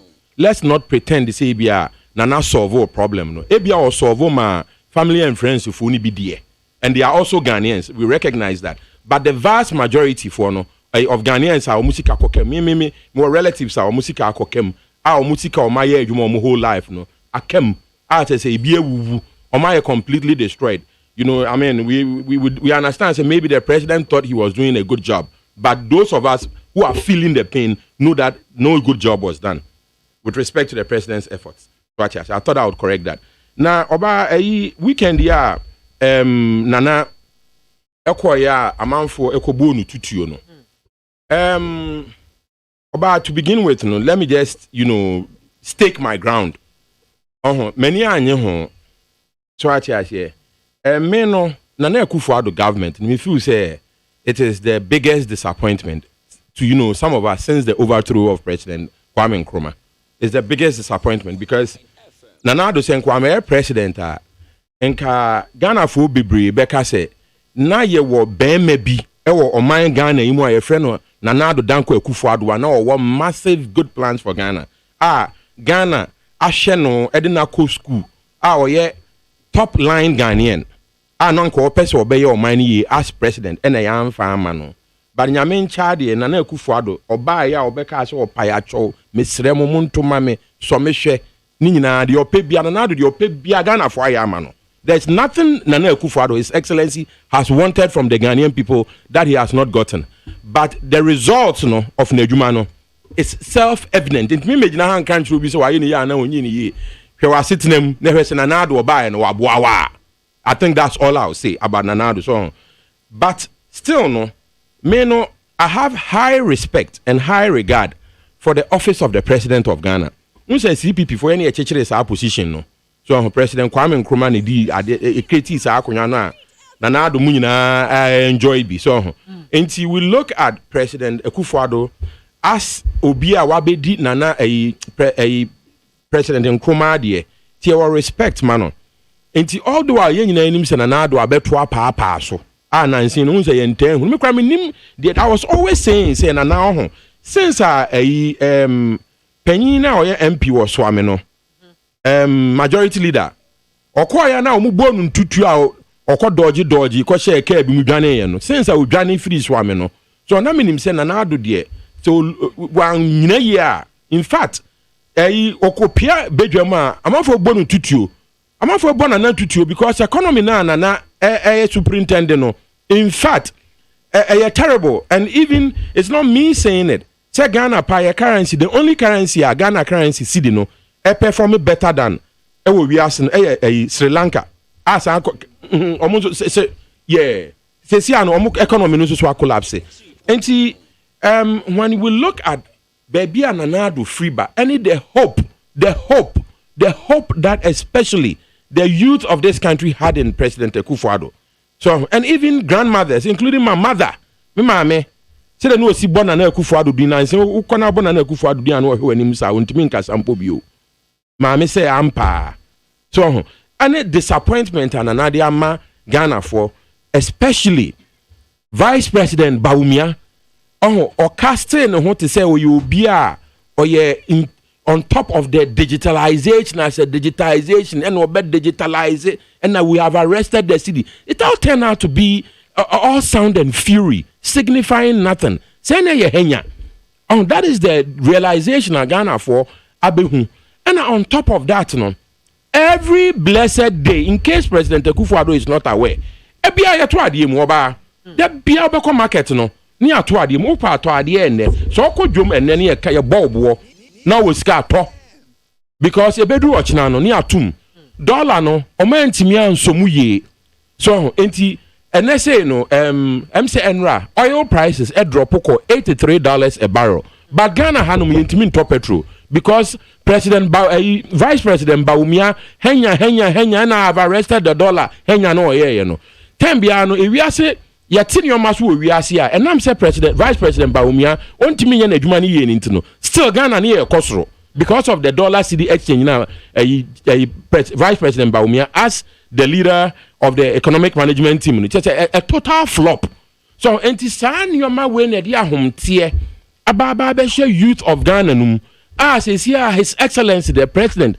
our President Nkrumah akonya so opia ne yɛbɔ no ntutuo me hu bi da say President of Ghana pa ba ye bonu ntutuo e wo bedwam abrofo ne diaspora fo nyina begina honum na show boy na ye bonu ntutuo na afa pa na pese wotete na wonya baabi ntete na so no nkwa na gina microphone no na Akufo-Addo president o pese wotete na wonya baabi antete na msi na nka NDC for ben na nko mo de mo chine ba ko kata ne so na wonya baabi gina na arehu bebre mi hu bi da president aye bonu ntutuo bedwe mu sei Ewurade Nyankopon and so yes CPP for we don't condone that sort of behavior. We believe the office of the president needs to be respected by the people of Ghana. So now I think having said that we will advise the president to set up Ghana for can be brave say team now no more operating team no enye lano ada ye ne Brazil Ghana Black Stars any Brazil ebo game first half so hu de esi ye anko ye no na Otto Addo ye den oye changes Banana Akufo Addo say oh team now ono o manage no their output is considerable. Their output is considerable. Yes, nana enya considerable so so omunyina mu ni adwuma unemployment na achi mu ntina mpese yi o mu free onum na mbepe adwuma ye mo amaka nso amoka mu ye NDC for mpese mu guma aban. Ghanaians were shocked that nana ye team China ye hu say game na wo bo no just say enkoye but Nanado is like the emperor in the new clothes. We say near a primary school you read the book be the emperor's new clothes. Nana Akufo-Addo is surrounded by people who are continually telling him, Nana, we a show boy. Nana, we a premier. Nana, tuaso. Dio ye na neko. Untie ye na ye work from na. Si edida kiosk mu. Ekoko toilet. Ewo basa ye ni tie fi we fie ni ade no. Ordinary Ghanaians no. Untie ye otie bourgeoisie fo no. Esikafo no, dada mafo no, family and friends for no. Omunyina so omunyina ho ato omo. It is our grounds so no should send a signal to him say enema nya wo fom. Oh, say wantia, we no, say nana antia. Any be o say e pa ni tirim ni e de pen drive shem ni e push gum. Because this is a clear signal. And by the way, Oba, I'm telling you, this is just the beginning. Ade na e see no. I think so. Oh, that is what I'm hearing on the ground. The NPP should not take my word for it. His Excellency should send his intelligence people to the ground. Send Nana Akufo-Addo unity.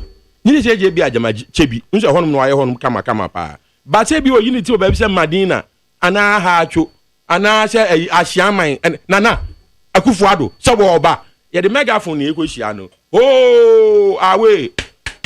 Oh, sana a man for a plan am president no. Because a man for life no. Aye difficult to kroma say. So but who can Nana Akufo-Addo so enyo on the fourth president Putin NIA is what I say.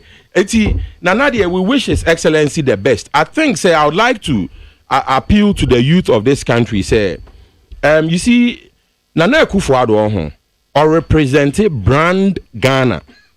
So what I say.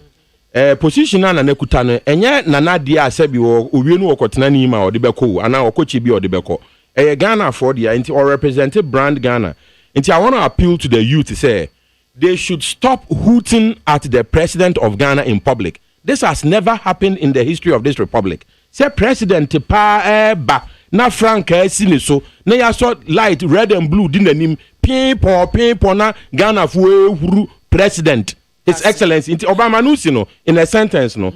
All I'm just saying is that please the youth of this country and the people of this country, let's show respect to the president of Ghana and the office of the president of Ghana. So when another problem, we are encouraging you, say, come and join the CPP so that together we can mobilize ourselves, go to the polling station on election day, and at the ballot box, overthrow the New Patriotic Party so that we can fix this country. Thank you very much.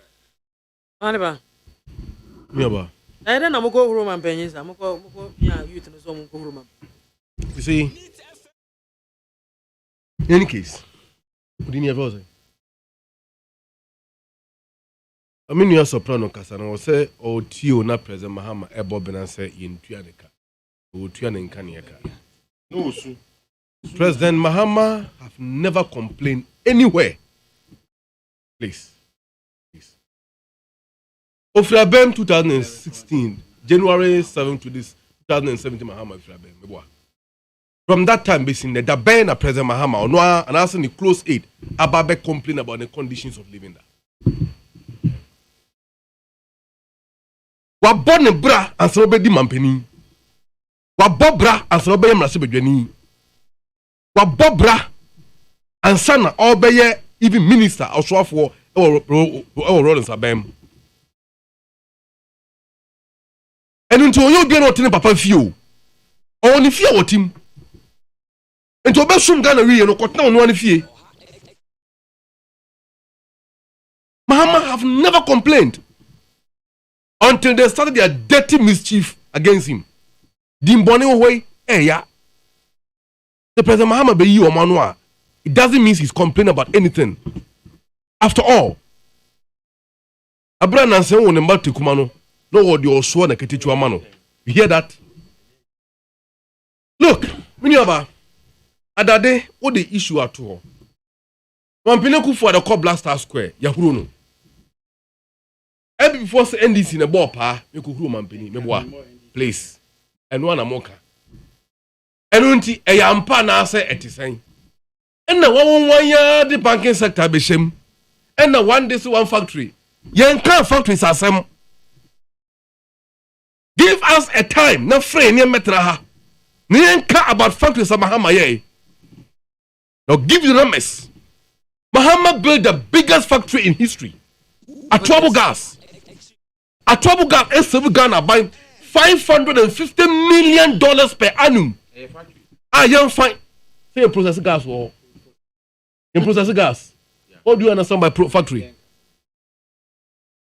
And then, when was the last time I would do cylinder? I call gas filling station call almost a gas. When was the last time? What be that? Mahama Daurumantra. Give us the time. We will come and talk about factories of Mahama see. We didn't give them slogans. One day, me power sorry na me confirm na impending phobia. Na I take Now, among us was one professor from US. And commodity the one offer political issues be shame. And upon listening to him, I saw he was sound like a disgusted political propagandist. Rather than speaking a disgusted political propagandist. Rather than a professional. Say, NDC for any national policy. After all, when people want to see one factory, one village, one dam, one fertilizer, one farm, neighbor, and other stuff. I'm saying fine. In the future, and this yes, 200 senior high schools across the country, no, then can be mad the yes, hospitals across the country, yes, polyclinics across the country, yes, chip compass across the country. We could have given it names. We will take note of those things going into the future. Miniaba, Omampene Kufado, Echo Flagstaff House, Miyuhruno. Member banking sector, Seminole, but give me a moment. Yes, Blaster Square. Momu Bruno. I salute the youth who bravely and boldly stood on their grounds and proved to Mampene Kufado say, Ghana Yenedia. Na yemfa Ghana man say, Ombeye Jumanti Kano Omfa. As we speak. Mampene Kufado a Bobusia, Mabusiano. Me ma me yan womba betua busiani bi wo mo ma betua bi wo mo nananam wa bobusia for the next 200 years Ghana will still be sink in debt. Are we happy about that? Are we happy about that? Apart from the kurom kwan on free as chima pedwa ekoche bia about 7 o'clock obet ma about 10 to kwan ho obet the bed besim obet dam ade a chen kaba. That's when asphalt 3 lane here 3 lane there. We are Chebi Pre, now Wi-Fi salute to welcome to Chebi, free Wi-Fi. Oba Brazil also be free ho. Nikumu. Wako still library esi ho. I obiantim library feeding books in him. Was this a Chebi Masiye na or the light air conditioner combo siye man saman for air aircon. I'm telling you, Chebi go look at it.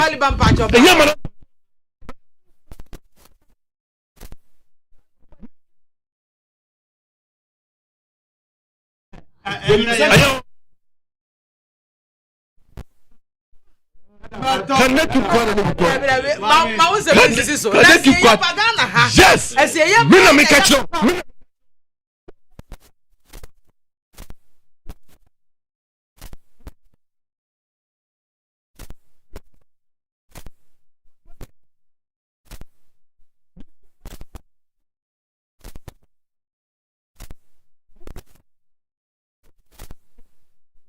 You know how. And ye bia adana mampenu on meet the press biom. Kofo meet press me boa. Atamis meet press. Mahama meet press. Akufo-Addo oba meet press biom. We meet press. We meet press biom. Oye biache. Fine. Adana oye biache. Adana oye biache. But you see, Kwame Sefa program so December 4, 2017. 3 days to election. 3 days to elections. As okay. Okofa Tunisian crisis. no the example. The abrante wa we school university woni adwuma ye wa chi o man ni mu a woni adwuma ye out of desperation or they just to the muslim or shame to send a message to the colleagues in the world. No born in that sparked the Arab Revolution, the Arab Spring. He ended up by threatening Mahama. The Arab Spring is inevitable in Ghana. Really? And see what the person in your own. Mahama the free boy bamboy.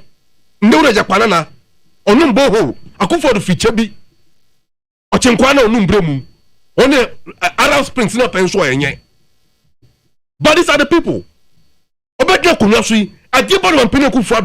Let me tell you. Look, banks no go.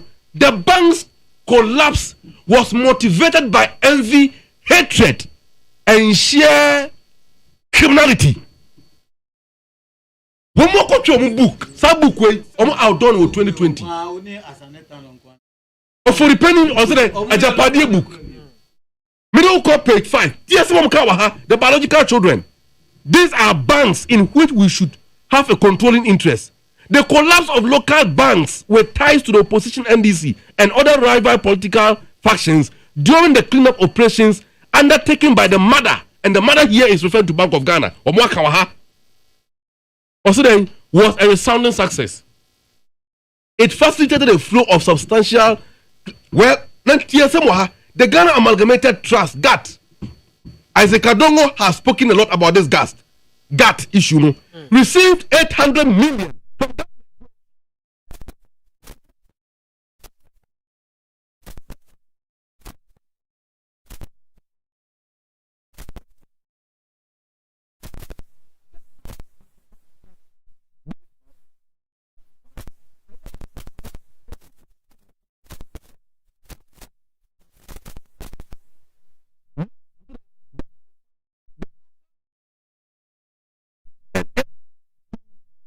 To take over government stake arising out of the 800 million injection. 800 million on the form of capital or the GATT, Ghana Amalgamated Trust, at the Boa Banks be. Banks are more a work capital minimum requirement. They met it. Said Wagongo Heritage Bank was the first bank to pay that money. Bank of Ghana requested. Why close the bank? Why close the bank? It was a criminality. The future NDC government will investigate fully this so-called banking sector clean up there and there. We will investigate it. And some of us will make sure that justice is served. You know something? You know something? This banking sector clean up, you meme some, I would give some, John Bonnie. You think, Senna, the banking sector, yeah. Bank Ben or do sika or two or coin on ya sika. In any case, banks because as at the time before NPP assumed office, no, there were incidents and please, can you control this guy? I have the floor. They couldn't get. That is not true. That's not true. The first time that or they say how do you call it? Partly withdrawal and started began by the Bank of Ghana. Began by Bank of Ghana. Go and read the report and the circumstances by which, how do we call it, Dr. Dufour's Unibank was collapsed. Go and read it. Why is it in court? And why is the court not giving the verdict about it? You came to power. You see, so can book where on. It is very bizarre. Or more outline the plan about how to take the financial levers. And the same book now. But these are different copies. We're different document. Or more outlining how to take over the financial sector of Ghana. Even if you are Bemwa, Chebi, Akufo the family in Kwano will control the Ghana financial sector. They are John Bonnet. They are speculative. They are speculative. Can I continue? Can I continue? Can I continue? Can I continue? Can I continue? Are you the moderator? Are you the moderator? Let me continue. Let me continue. Let me continue.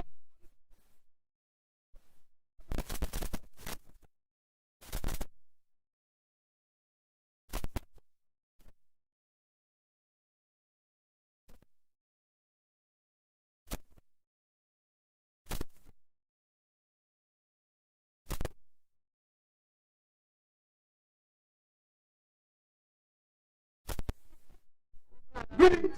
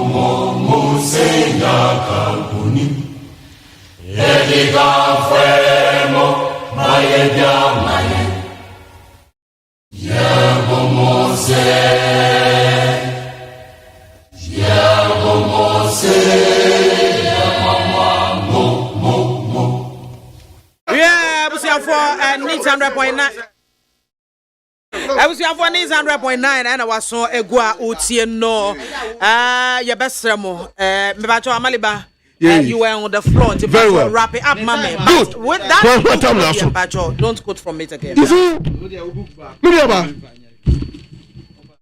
Say Ghana mbabuno showman pine Kufuado ewo Blaster Square no more huro na odi huro because Ghana omana sinitiase wa bo man no. Look, this is Ghana Web Report. This Tuesday, 23rd August 2022. Economist, that's Dr. Ishmael Yamson. Unemployment rate growing faster than the economy. 3 weeks ago, the Daily Dispatch had a on the front page. Over 1,000 doctors are more school.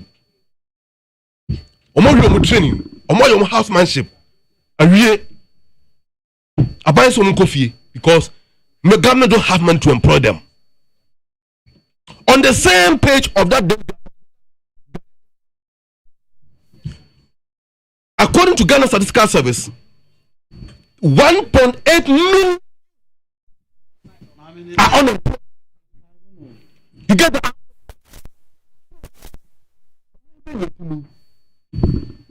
At the HNSA, nurses are continuing to picket either finance ministry or health ministry are looking for employment. I demand away for. And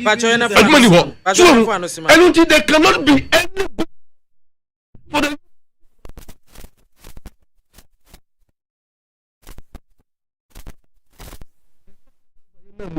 than at the Blaster Square where he came. And until you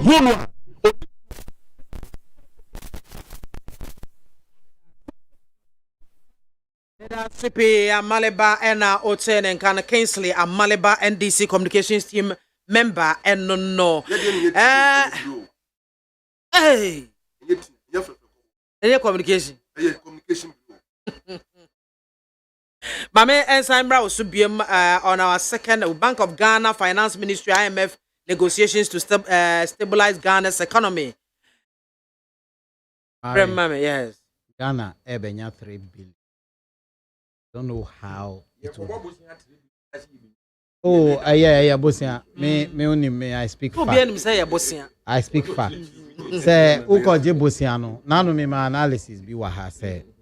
Obi kobo Bosia. No de ko to dan. Na obi kobo Bosia. E de ko reach chinga. Omu mienu no. Omu nyina kobo Bosia. Nanso bia ne de odene de ekoye. Bia ye behu de ne de so beba mfa so.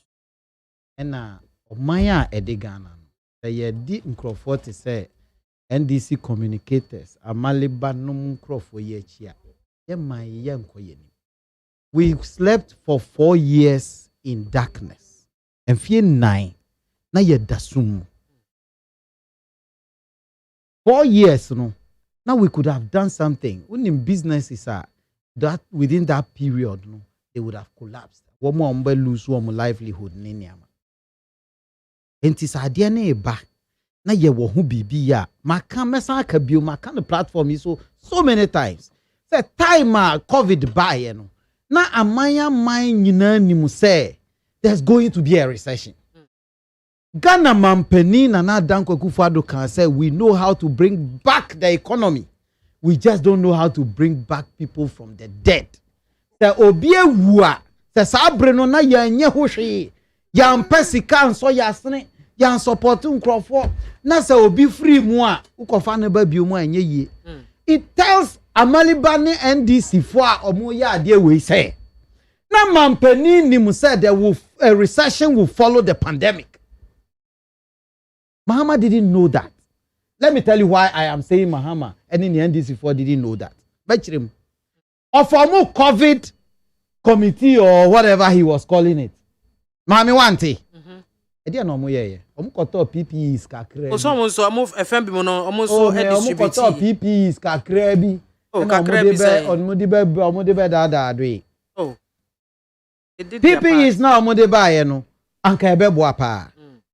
Person of foresighter, they would have also been able to tell, say, a recession will follow the pandemic. It's always been so. Nanado saw it. He told the people of Ghana, "Emre mo din beba, nansu ye bebo ye hu modin na ya somo asne."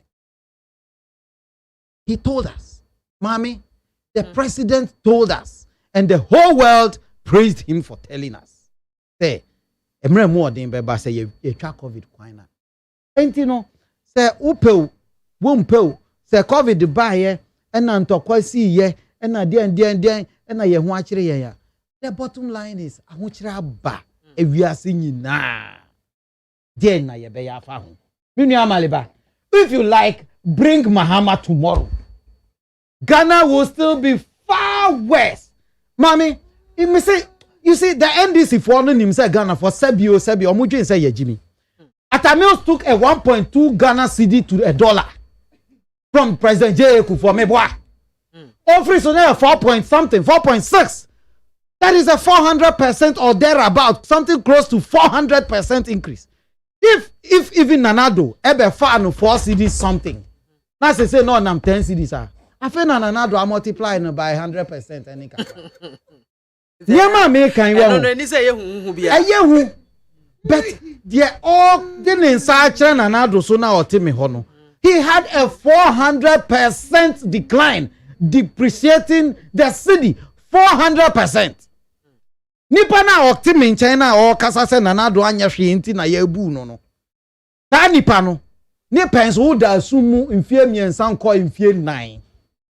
Ta nipa na otime in China o se Nanado age bosia sesi a okan wakoji $200 million so the sit down amagana ni wo hia ni na wakonya affordable housing a dining in wuram $200 million no ye di amanasa that's how nipa no not in China or can say Nanado performance ye terrible that nipa ye otim in China or the $288 million esi interchange back the Nanado this interchange 9 no yes nipa no not in China or didn't appointing Nanado so say wa nya hwe that nipa we no utie na anya ye nanso odi ntokwa hu diama hu that nipa ba ku we ya NDC na ye ka ne ho asem wo den mu ha no sa NDC no wo man yi mu na onu no be ka kire wu Ghana ni a wutie mi say obesi school ma ku ma day school so enye boarding school so day school na your classrooms per any office per obesi ma ku 200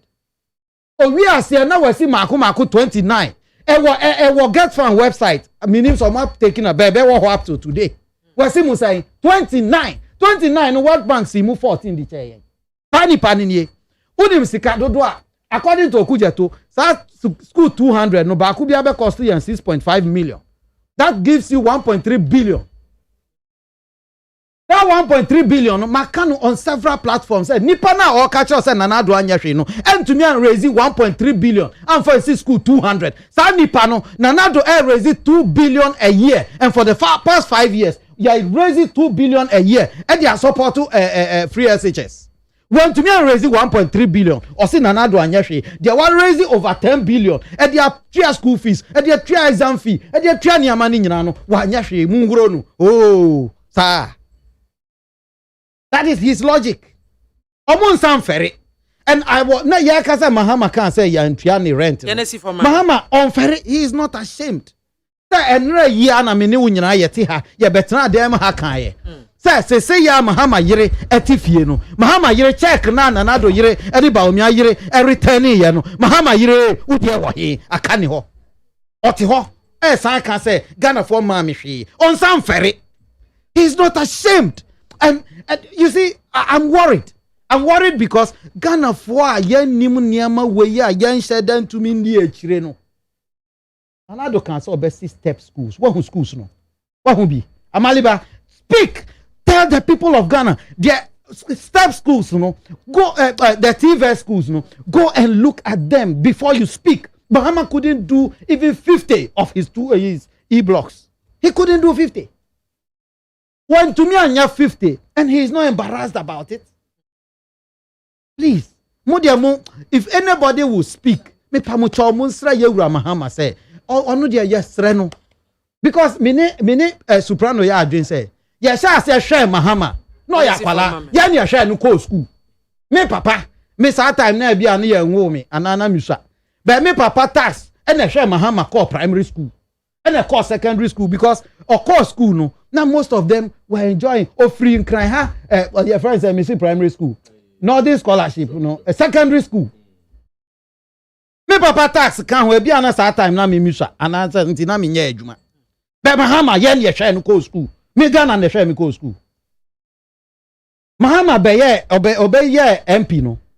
Wanje ESB wanje dia ya jini nyina. Wanje V8 bi. V8 no tuamu I think 40%. Minim figures no. Ba kuji 40%. Sa aban ne betuamu 40% na wetua 60 or the vice versa. But aban me amete hai. Ka na otwi no V8 na otimu no. Na metua bi. My tua bi. Ni dan ya odam no say na nso ase me nsan tua ne rent. The American say the whole story about Yewura Mahama for like the past 20 plus years yen ye hwe no. President Kufuor be di ade no ade na mode ye no mo ankotu na mfiri ni office mo on sam fere President Kufuor dan ya onu ankasa siesie dan ba ko o President Kufuor not onu ani fie o si obi abobra efie na Mahama timu sesia no when was it built? You are telling the people, say, Wakotana Nifie. Safie no Timusesia, when was it built? Tell the people of Ghana. Please. Mundia Mumayan Tnayan baby. Me say, media we are in a democracy. Ubum Raswa, Mranini Ubedi, one boom Raswa, Kowenimnaye, Obia Kwako Huro president, Wako expressing an opinion about the president. A new opinion. Me, Nene Kuntoka. Say, we boom Raso, say, Wako Huro president. Police in Chino, so move Raswa Masa, that is your opinion. But I am saying that if you have to compare, we are comparing apples with apples. That Yewura Mahama dear 4 years, Nanado dear, and this year 8 years, Nanado dear 8 years, Mumayan Tunu. Ya two at a mouse in Krana Wokrumha. Please, and Tokwana Soprano Bajo framework. Okay. We are taking $3 billion at a free IMF for right now. Negotiations are in place from now to 7th October. Yeah, Obama does na unim say mekai say President John Mahama di o man penny o man penny no. Oko senchi na okoye conference on the economy. And at the end of it, no call IMF. I'm saying $900 and something million.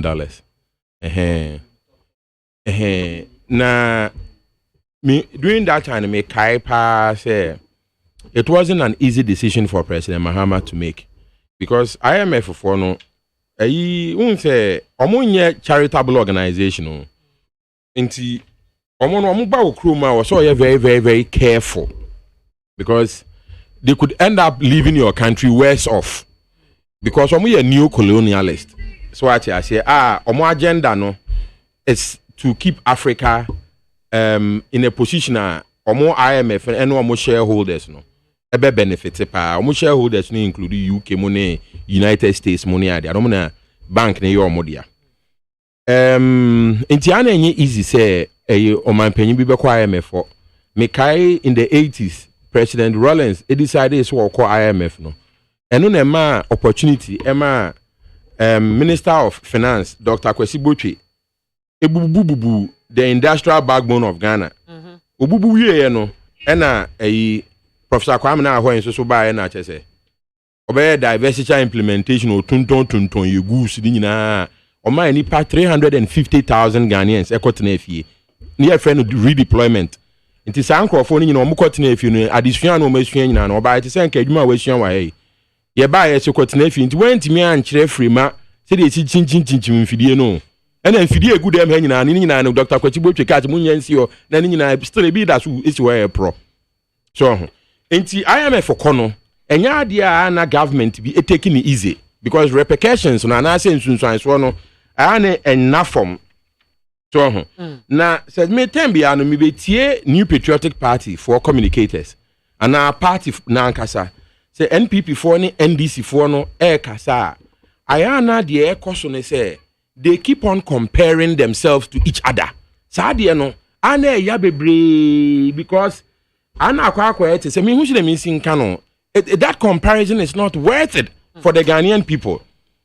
In fact, President John Mahama described the comparison between New Patriotic Party, the record of the MPP and the record of the NDC. And our President John Mahama can say any comparison between the record of the NDC and that of the NPP is an exercise in mediocrity. So, enti ana yempesi wasting time. Ani yempesi no. But me soprano one thing I may realizing is say we call ofri ho na we yaba. And based on how Ghana for so voting no or shed the way yes enko ni year and na we embra due to some we no ebeka e dey amato Ghana voting but when they come they repeat the same mistakes they are not so no year no say abekronsa say me catch you say don't think say President Mahama and President Akufo-Addo are enemies omu hia ayewe omu club bi ani ade da so ati ahie enti they are friends so ati ahie but oba they na me person me can be seen say oh 83 million na omu koje no what I'm saying is that we hope billion, 3 billion na dollars na ye kope no si ensabe company but I hope say yensabe in the interest of Ghana and nyame ya adom na Ghana yensaka sa 3 billion na it will be another thing na President Akufo-Addo a request ya ye di amano me who president had the opinion when you know from say to say the President Akufo-Addo opa no enya so and I mean aeroplane bathroom no enya and away no enya eti ehia pa bathroom no eti President Akufo-Addo ye sambe man 3 billion na ye hwe see the money we obet me deliver so but having said that no say wo hwe to say the oba na wo ka no na the ama MPP omo opposition on be complaining sa o de mo ba no be the same thing na NDC for ya na enkoye o de ma NDC for so vice versa so enti na ye ka kire Ghana for say especially youth no any general Ghanaian electorate ne say in fact Ghana for samre pa sa wo hwe de na nado e the country na duru na me in my mind no say to aba say NPP will lose but the thing is who is going to win? Is it going to be the Convention People's Party or is it going to be the National Democratic Congress? Or are Ghanaians going to keep the government of the New Patriotic Party? It's me person can me appeal me use this opportunity no. And they appeal to the youth and they say the solution to our problems no it's not IMF loan no. Senka IMF for let me solve problem e Ghana ha enka Dr. Kwesi Botwe solve Ghana problems. Onu dey not say he was completely in bed with the IMF. He was described as the poster child of the IMF. And when IMF for year adwuma omu wie adwuma na Ghana economy na woni nkotodwe anim no. Omu san ma Professor Dr. Kwesi Botwe adwuma ema okoye akirade wo Yale University abrofo mo ni abrofo kono nunum tt ni ade kosuasua ade e boni so obi efra ba mu na bia because of the modern bonti no ade modern mo be amma na point oba ade modern mo okay tell me be ye we mame okay ade modern mo na Dr. Kwesi Botwe ade IMF na ye nti ka kire yen He broke the industrial backbone of Ghana. Dr. Professor Kwame Nkrumah. Ghana is the way it is today primarily because of Dr. Kwesi Botwe and Professor Kwame Nkrumah and their strategies to turn the economic around, which ended us up in a ditch. So I say, you heard history when you heard the performance of the NPP vis-a-vis that of the NDC now. Now CPP for a per se, special appeal to the youth of Ghana. So say it is only the youth of Ghana today who can change this economy. So and to do so, they need a vehicle. A common so per se oba ebe running economy of Ghana now. You need a vehicle called a political party. Now, say, see, I will join a new patriotic party. I say, I will join an Akufo-Addo party. Now, one can family and friends, so, and maybe I would need Adunim and I be bisa. So, a better when your position on another party, even MP before you know more air communication, stood there, say, whom you know. Omusu, make us add do so, I do the Amson down for the president, don't the HSL from. So, but one more can I just they are always crying that. They just say MPP no omucha henso omuso so say omusi sudi DCP for echi stand amusi before mu obi am na asema me beka na we free man manum yoba say na so hwe na nado enkoda DCP for echi yesu mama epe bibia die etini e pese e ka kire youth ne say they should seriously consider to join the Convention People's Party. Mama ready Obaya ready. And now last time, Titi, Oba na me busa say, sa question ya busa say I ready no. Me say number 1 ya ready. Na say enye ready mpo a. Ye tia bi bisa ne say, da bia mo kontokwa. Da bi ye nkontokwa, he me kan asema kiro. And ya yi we yedi, and na we kra ya pam no ya suspend na we ya say, mo ankasa mo front no. Enye baako. Oba tie, de wo kan no. Party bia no ebi wom. Me kai se na me tie President Akufo-Addo. Me tie President Akufo-Addo pa o because me pikin yo ma be brave free no ho. So the lifestyle bourgeoisie na me men but ne nchire ne de me peke so ati asi ana na Akufo-Addo begina o musa ne say entokwa e wa MP mo say that is all we do in a political party fighting. So ati asi na say na Akufo-Addo mo party mo twetwe tu afọ ko mo time no o mo tutuo o nyina yen sekan kra bi ne party head office yanu na de kasa no say Kofi na asodin so ati asi o na besa me choro. And tonight, see youth no. Obana another issue ni say party ni CPP no. Yana ye timide Ghana drew level be no other political party etimi drew. I'm talking about the golden years of Ghana in the 1960s. Na edwuma ebusu okroma obi enya dan han ni sa anoma no. Person worry o girl out me worry because utimi han dan enya edwuma ye. So ati ase. But se oka say one ye CPP na ye year de me pesa me kan say the youth of this country and the citizens of this country and I was from Mubaso party no ye party na nyame dia o your party no so and nya dia party no President Kwame Nkrumah di Ghana for and it is the youth of this country that should consider the performance of President Akufo-Addo, the abysmal performance of President Akufo-Addo, and then consider the disaster that was President Mahamet's administration and see say the only way forward is the CPP. Youth now some be join the CPP. You should vie for positions. We must stand the constituency, electoral area. So what I say, make sacrifices for the Convention People's Party. So what I say, so that we can move into power and finish the implementation of the 7-year development plan, modified.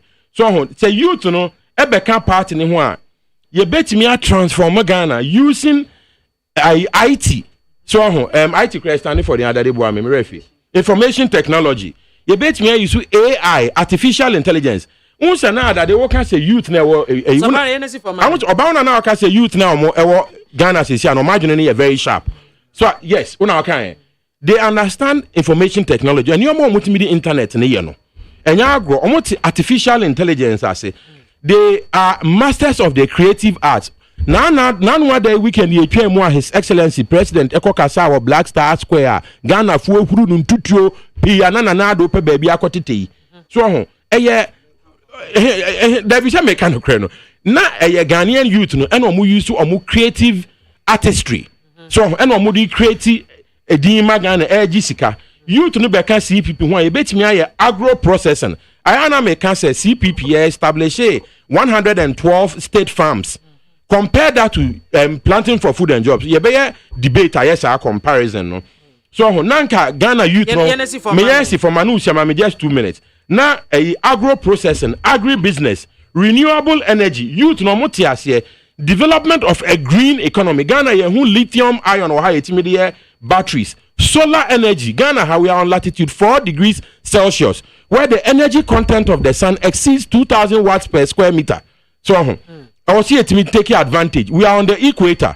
And then last time he explained the behavior of the wind, no. So say the earth spinning on its axis at a speed of 1,040 miles an hour. Manusi. Now earth spinning sun at a speed of 67 miles an hour. No, a creative wind. None other than a tree planting. Senka omutie CPP for engineer Robert Wood.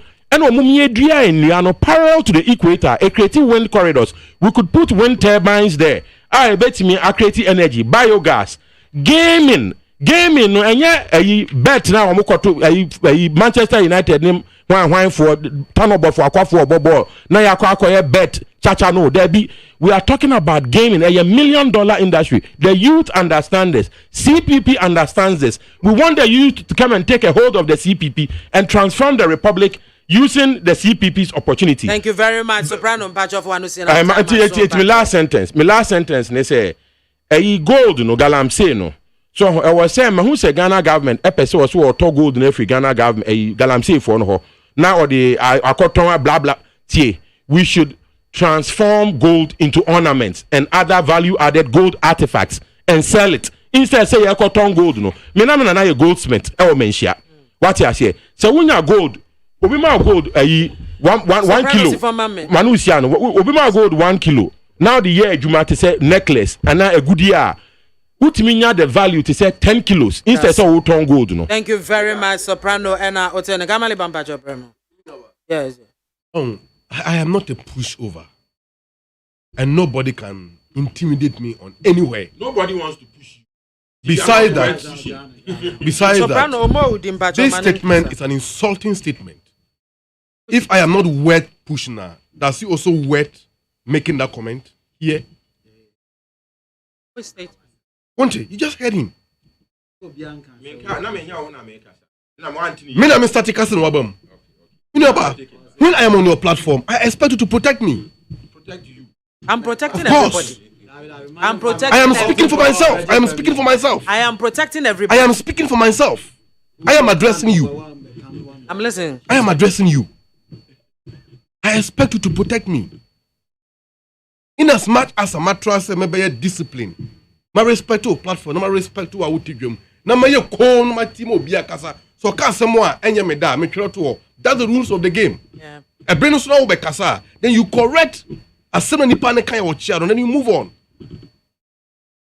After doing all this, then you see them coming from all angles to attack me, co-panel members. I don't think that's fair. And they made it like that my first submission were disjointed. I don't owe anybody explanations here, except the clarity which may be demanded by Wawutijum, but not any of my co-panel members. That's your opinion. Continue for me. Adade say, yeah, the $250 million could see interchange buyer. But the interchange buying. Yes, see circle interchange. In a see Kaswa. Which one of them? And it costs $280 million. When we control where you are from 2016, to the extent that the ranking number on the Road and Highways Committee, former MP for Joshua, I'm on Pinnacle for the ball, Palmier too, no. Obey no say no. Nana, asamu no cre. Look, me kuta that report we were. One. 2nd October 2014. The second session of the 6th Parliament of the Republic of Ghana. You get that? When you go to page 2, paragraph 2.3, the project which is estimated at $170 million, detailed blah blah blah blah blah. This is Parliament, House of Record, and this document is coming from Parliament. $170 million, and that is what? Circle interchange.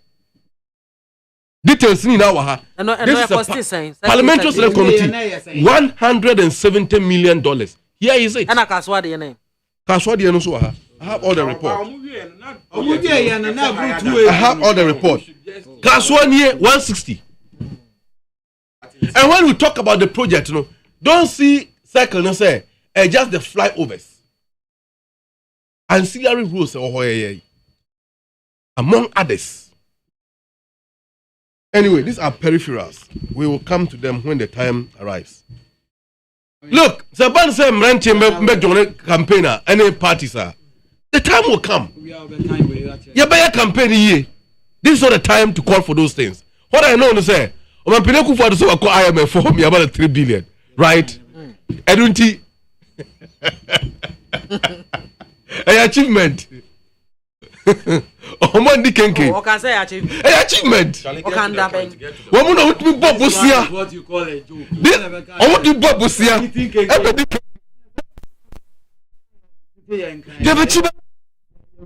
Kenke part ombo busia le dipedi. Na unti. Nuna kufu ado de ma menu aba keno for yata. Asigan sika semo ano. Otumi ko bob busia bedi dokono. Since I can't come and pay for the first half house, the trap plane ticket, a high private jet, a drive with him. We could report where we are.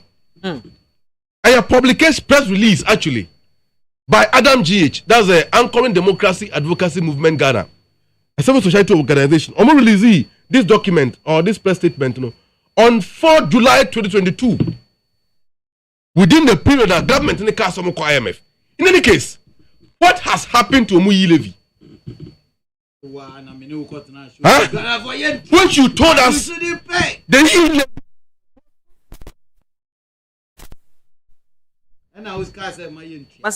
Ghanaians don't pay. That is a lie. That's a lie. Omo can say Omo paying at 100 Ghana cedis, meboa. And I pay me send 10 cedis at airtime. Omo timi 11. Omo 11 no. Me send you a 90 cedis. Omo timi 1.49. Look, the levy is applicable to even one person.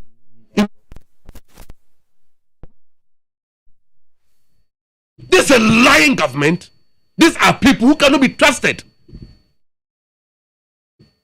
In fact, they don't even have a little, just to say an iota of credibility.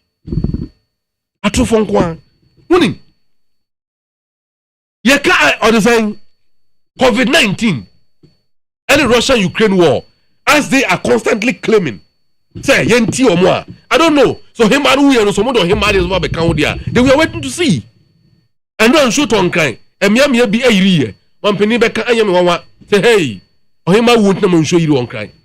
But and you know crack that COVID-19 magan sika sama to nsum. Okay, sama hama ko IMF. Yes. Omo mayen $960 million. Willing $960 million no. And this year only $300 million. So I scan your tranches. The first tranche, about 2016. Now the rest of the money in about Mampina Kufuado Abreso. Mark Asibe the former chairman of Finance Committee in Parliament, and the Mampina Kufuado first time, as someone of a kind, according to your interview or grant here to, I think Bernard Avle, it was City TV, City FM here, if not TV, it will be the FM. Also, the success of Kufuado government achieved for the first time was as a result of the IMF policy by President Mahama. In any case, before COVID-19 ebeba, Ghana sikasena to nshumuna. Look, Adam GH referred to Joy News publication. The Ghana economy shows signs of challenges even before COVID-19 strike. Joy News. Joy News. Google it. The World Bank report indicated that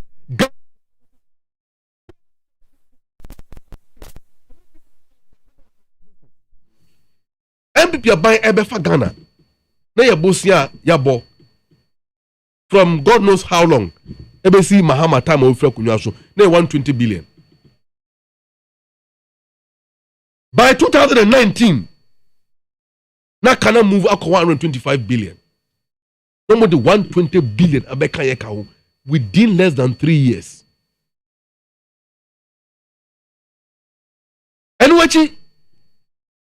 Ghana yan sika de tua bosia hunsi hu 2016 was $11 billion Ghana cedis. By 2019 before COVID, na jump up could do 38 billion Ghana cedis. Na COVID enyamai. The construction sector, which was growing around 8.4% under President Mahama, before 2017, I was saying 20 COVID, but by 2019, now declared to do negative 6.4. It was going at a negative. And from the very beginning, all our economic indicators started taking a nosedive. That notwithstanding, Legatum Institute, Omo UK, that's a institute of, is it? Not IEA. Economic Intelligence Unit, African Development Bank, Association of Ghana Industries, and others, World Bank, IMF, have predicted say the Ghanaian economy was going to grow beyond 8%. Why? Because President Mahama have laid the fundamentals. Solved the doomsaw.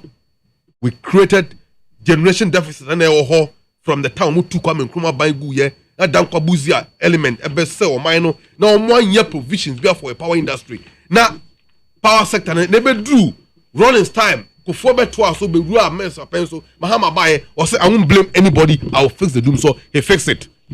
He built a turbo gas. Look at the infrastructure. 123 day schools were started. Year 89.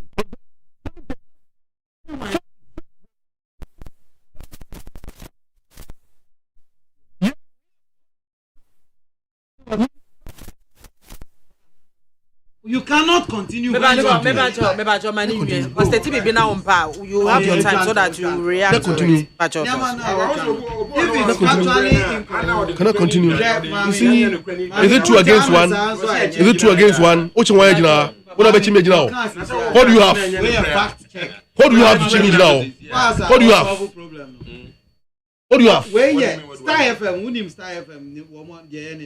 Can I continue? Can I continue? Book no cover by me. Can I continue? Can I continue? Book no. This. Anyway, you have $500 million in the stabilization fund, sinking fund, Ghana infrastructure investment fund, the road fund. You have extra and the government of Ghana over 4.6 billion Ghana cedis per annum. Now, you create Exim Bank, import and export bank. I did businessmen in Ghana or the business community. Pascal and the Omotam, Ede Microphone Ketinketia, financial support almost some one factory. Factory better must say your Ghana there. Mention one. Casapre Kumba any woman. More the billboard that was a Casapre one factory. We're not ashamed of it. And until before COVID, no man can say my. Other than that, now as we speak, so here the whole of West Africa, Africa, on my inflation according to Professor Steve Hanks of Bloomberg, was Ghana inflation, and I'm 83%. I agree with him. Washing powder, medicine in Yoma, me talk back one sign, me turn 25 cities, and now pay me Kotobia 52 Ghana cities. In fact, my many Bob born a pen and say, my many Bob born a pen and my many have transfer. There's only saying my book. Prices are rising. You see, can I continue? Can I continue? Can I continue? So, my many Bob born a pen. In fact, can I continue? What is this? Who is stopping you? Nobody is stopping. My many Bob born a pen. In fact, me call Jana Biam Prenu. Ansana me banna be negotiate. Oba bo che me kwa agena bia mpemu. Ansana me banna be negotiate price. Me yemu hwie. Me yemu hwie. Onim, let's be me about look. Ansana here canon. Enya good you. A serious matter. Mahama bifra bem. Na gallon 4.5 liters near the J14 Ghana cedis. MPP force woman tibida. Brofudi and that also incompetent. And now I'm Peleku Fado, at the 1 liter at the 14 Ghana cedis. 1 liter. And you think it's normal? You sit here and cast aspersions. And they call themselves economic messiahs. Baumia favorite market. Malata, a honor me di jaw. Mamma Baumia tato ni ma one me kon hoda. And go and see. And you man know what on 2016 no. And then price now come more than 5 times. I remember I read a publication by Manjo online. Because of inflation, spare parts dealers almost make closely on businesses no more lay workers off. A man bu born here yet no. Ah, aden yen kwa the COVID beto yen. COVID the kangana nkwa. Why did other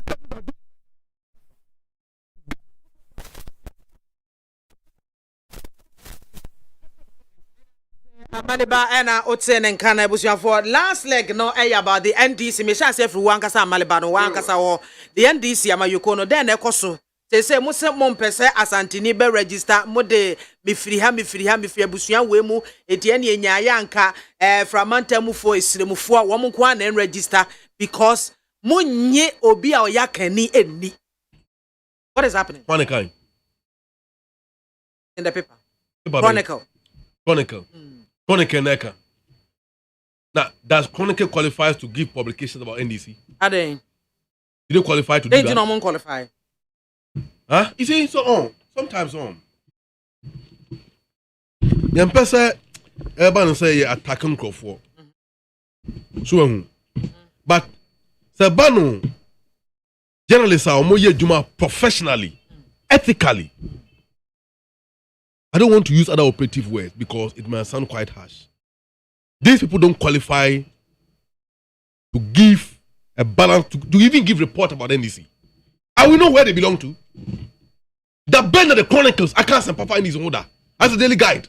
Can a daily graphic and a Ghanaian Times, another publication whereby I may take a second look at it. But people are watching us. The person must be credible for the message to be considered. What do you mean? A chronicle. No. Chronicle paper no. Why the father report? Maybe I won't even bother myself to read it. Why the QSR report? So are you saying that you no credit and see paper no ankasa na ono imaginative something what creating the listen. What I hate in my life is personal attacks. Highly intolerant. Bacho, soprano, Bacho. Okay, and the earlier you call this guy to order, the better.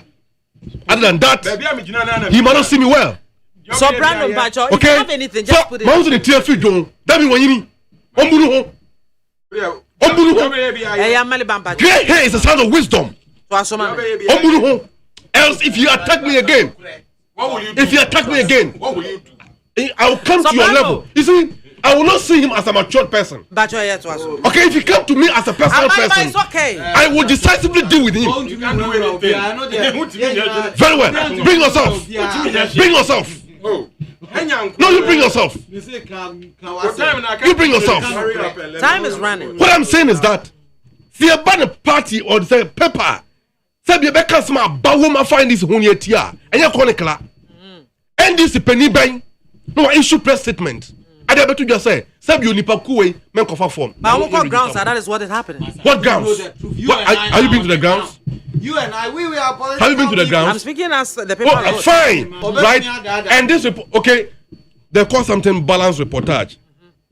And generally, you just hear something and take it on the hook, line, and sinker. So nothing of that sort is happening in the past. People say, everything for the buy.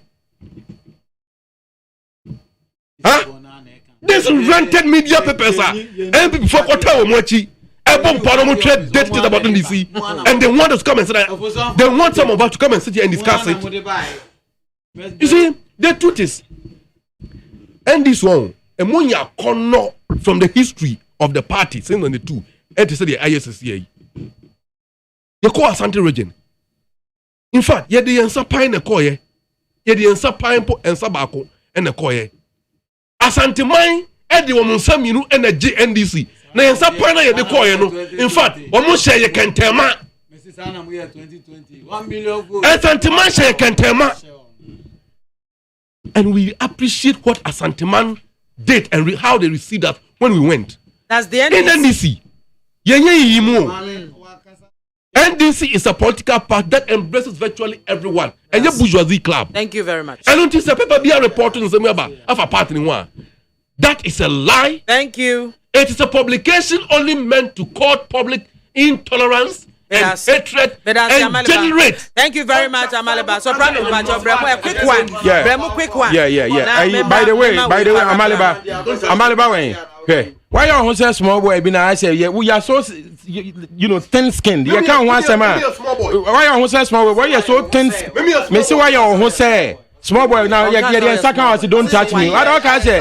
What can say? What kindergarten now? But I'll say this. What do you mean? No, yeah.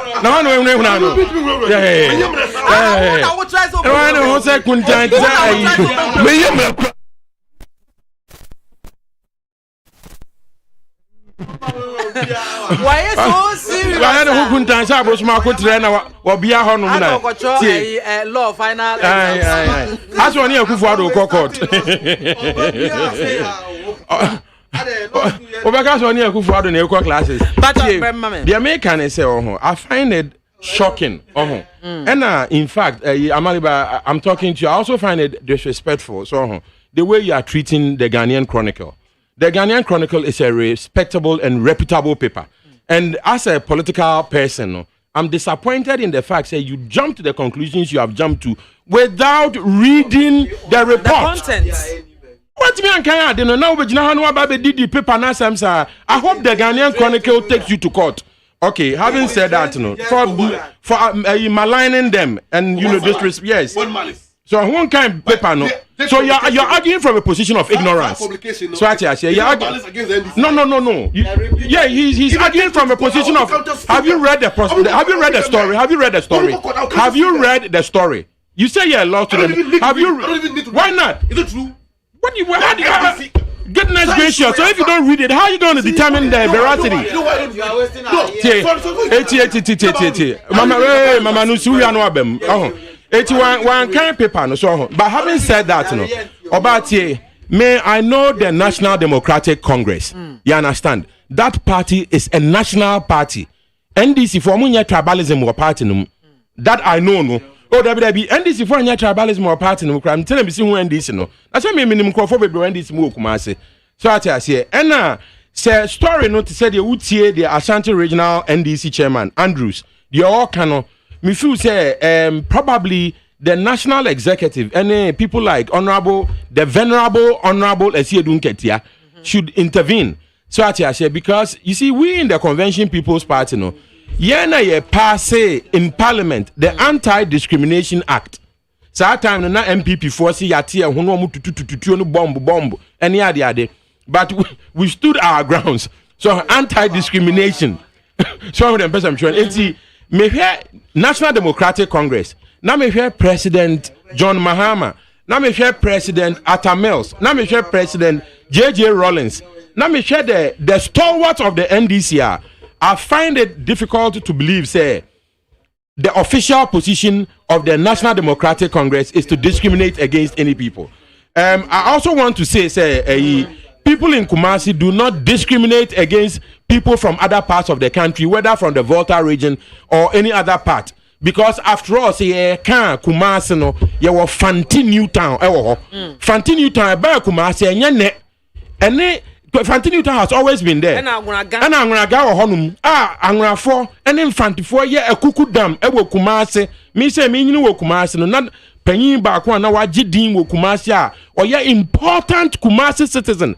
Dr. Johnny Selby, presidential candidate. Tama President Kufuor when a presidential candidate for MPP no. Johnny Selby, doctor, or the second. Asante Fuane the Kotomano from Kumasi. So I find it impossible to agree, say, Asante Fuane they are going to discriminate somebody because he's from Cape Coast or because he's from Volta region. That is not the case. Me Kumasi, me na fufuo bebre Evers. What else? What you Kumasi for? You see, there's a difference between say biya Paga and Damango and Sogakope. And there is a difference. We are citizen of Kumasi. Kumasi no obi a oba ho no mo oboa ema Kumasi na etimi tumpon ema ekro ni develop no ebu okra na Asante ni etimi si hene otimi ma wakonya. So what is this talk about discrimination? I think say Chairman Andrews has a peculiar problem. Me read the story no, unlike Amaliba, me read the story no. So I tell you, anything about me who say Chronicle is a credible paper. We read this story now. Chairman Andrews, NDC chairman Ashanti, or say we report to case now my national executive, any general secretary. Omukra catch and say come on call enkushia a board now. Kumasi. I say almost set up committee be, but okay out of respect. What I want to appeal to Chairman Andrew and Ninia Zoo or Ninia Bako Zoo so omunsiabotre. So they should not let the story go out say ebia obi wo Kumasi or tribalistic against them. Nobody has time for that in Kumasi. So I say Kumasi no yemusa obi ase sebe yemusa obi ase obia osom na Asante hene outimi ma Asante ma tumpon bia no or your this year Emma golden stool no. So I say we don't do discrimination in Kumasi. I want to appeal to Andrews to take it easy, Chairman Andrews. So, and probably the National Democratic Congress, the venerable, honorable Esiedun Ketia should intervene. So, I say, me no, as a member of the CPP, we are confident, say, we organize ourselves and win the next election. So, I say, however, in the event, say, when in NDC 4% or more try, maybe or more then they should solve this question.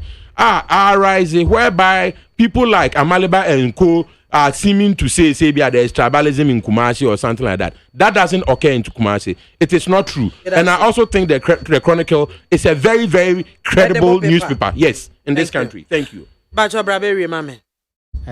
Meda sepa na ensemo aya kan ho asem enne nyina no. Asem ba ko na ehia me kese pa. Ghana for ebenya nkabom. We are getting to a point the NDC as a party nechi. The Baba ye Ghana card. Musi omumpne mayenko ye etu trasem we ha pika. Ayene successfully. Ye wa chire ye bomodin say ye bema obi enya bi. Ye Baba register for election. Omo ani abre so omo be win a echire. Any idiot can go to court, went to court and realize that the court is not a place for idiots. Every say don't can say Jimmy phobia to me court. Odru ho na ye de calculator share in sem no hu se court na nya Jimmy for net ho. Se wa adwene mu do e wonim de. Enti o mai be ko nanim nti na me ma ba betena ha. Obi antua miska se me betena ha. Minyin ni se obi ma maliba ska ono de minim se de o si na ne asi abre no se bia wa jiska dia e bia na yesa because na ne abre abroso na me ka kire no office enche obenya BP na ne party beba power 2032 and 2040 ho ba bi no na wa hwe ya na wa ma ne ho BP so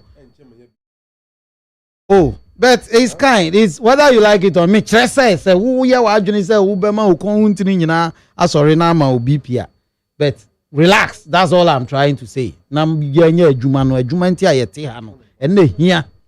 The point I am making here is say Ghana nkabom hu hia na oman no edaachi hu hia me eni obi biara odwene oman hu yie esene say ye be kontokwa nti obiara udi ewunim na wa beka be mami nkire wade esa me bie ade bi kire o Amaliba me can say circle interchange cost still 200. In fact, I mistakenly said 280 million. They see and say 260 million. Na nado the 280 million ye interchange maku 9. No the 260 million si ba kupe obi an Google because ye can say no NDC for na say ye boa.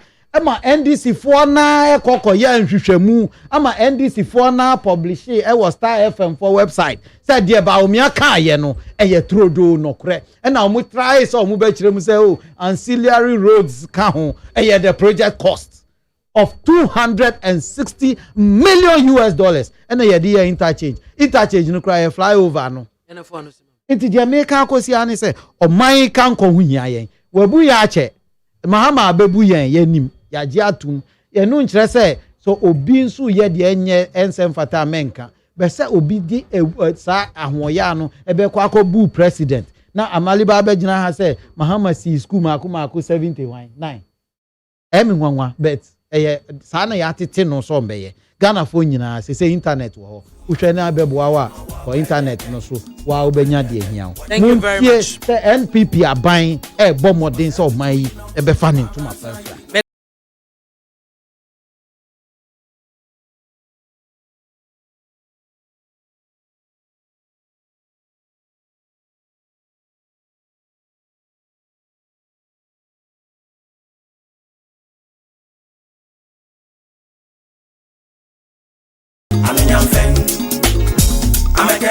Dan abesoka amaliba dan abesoka babi ayinatu mama dan abesoka wa konto kwasa jayo so you need more time.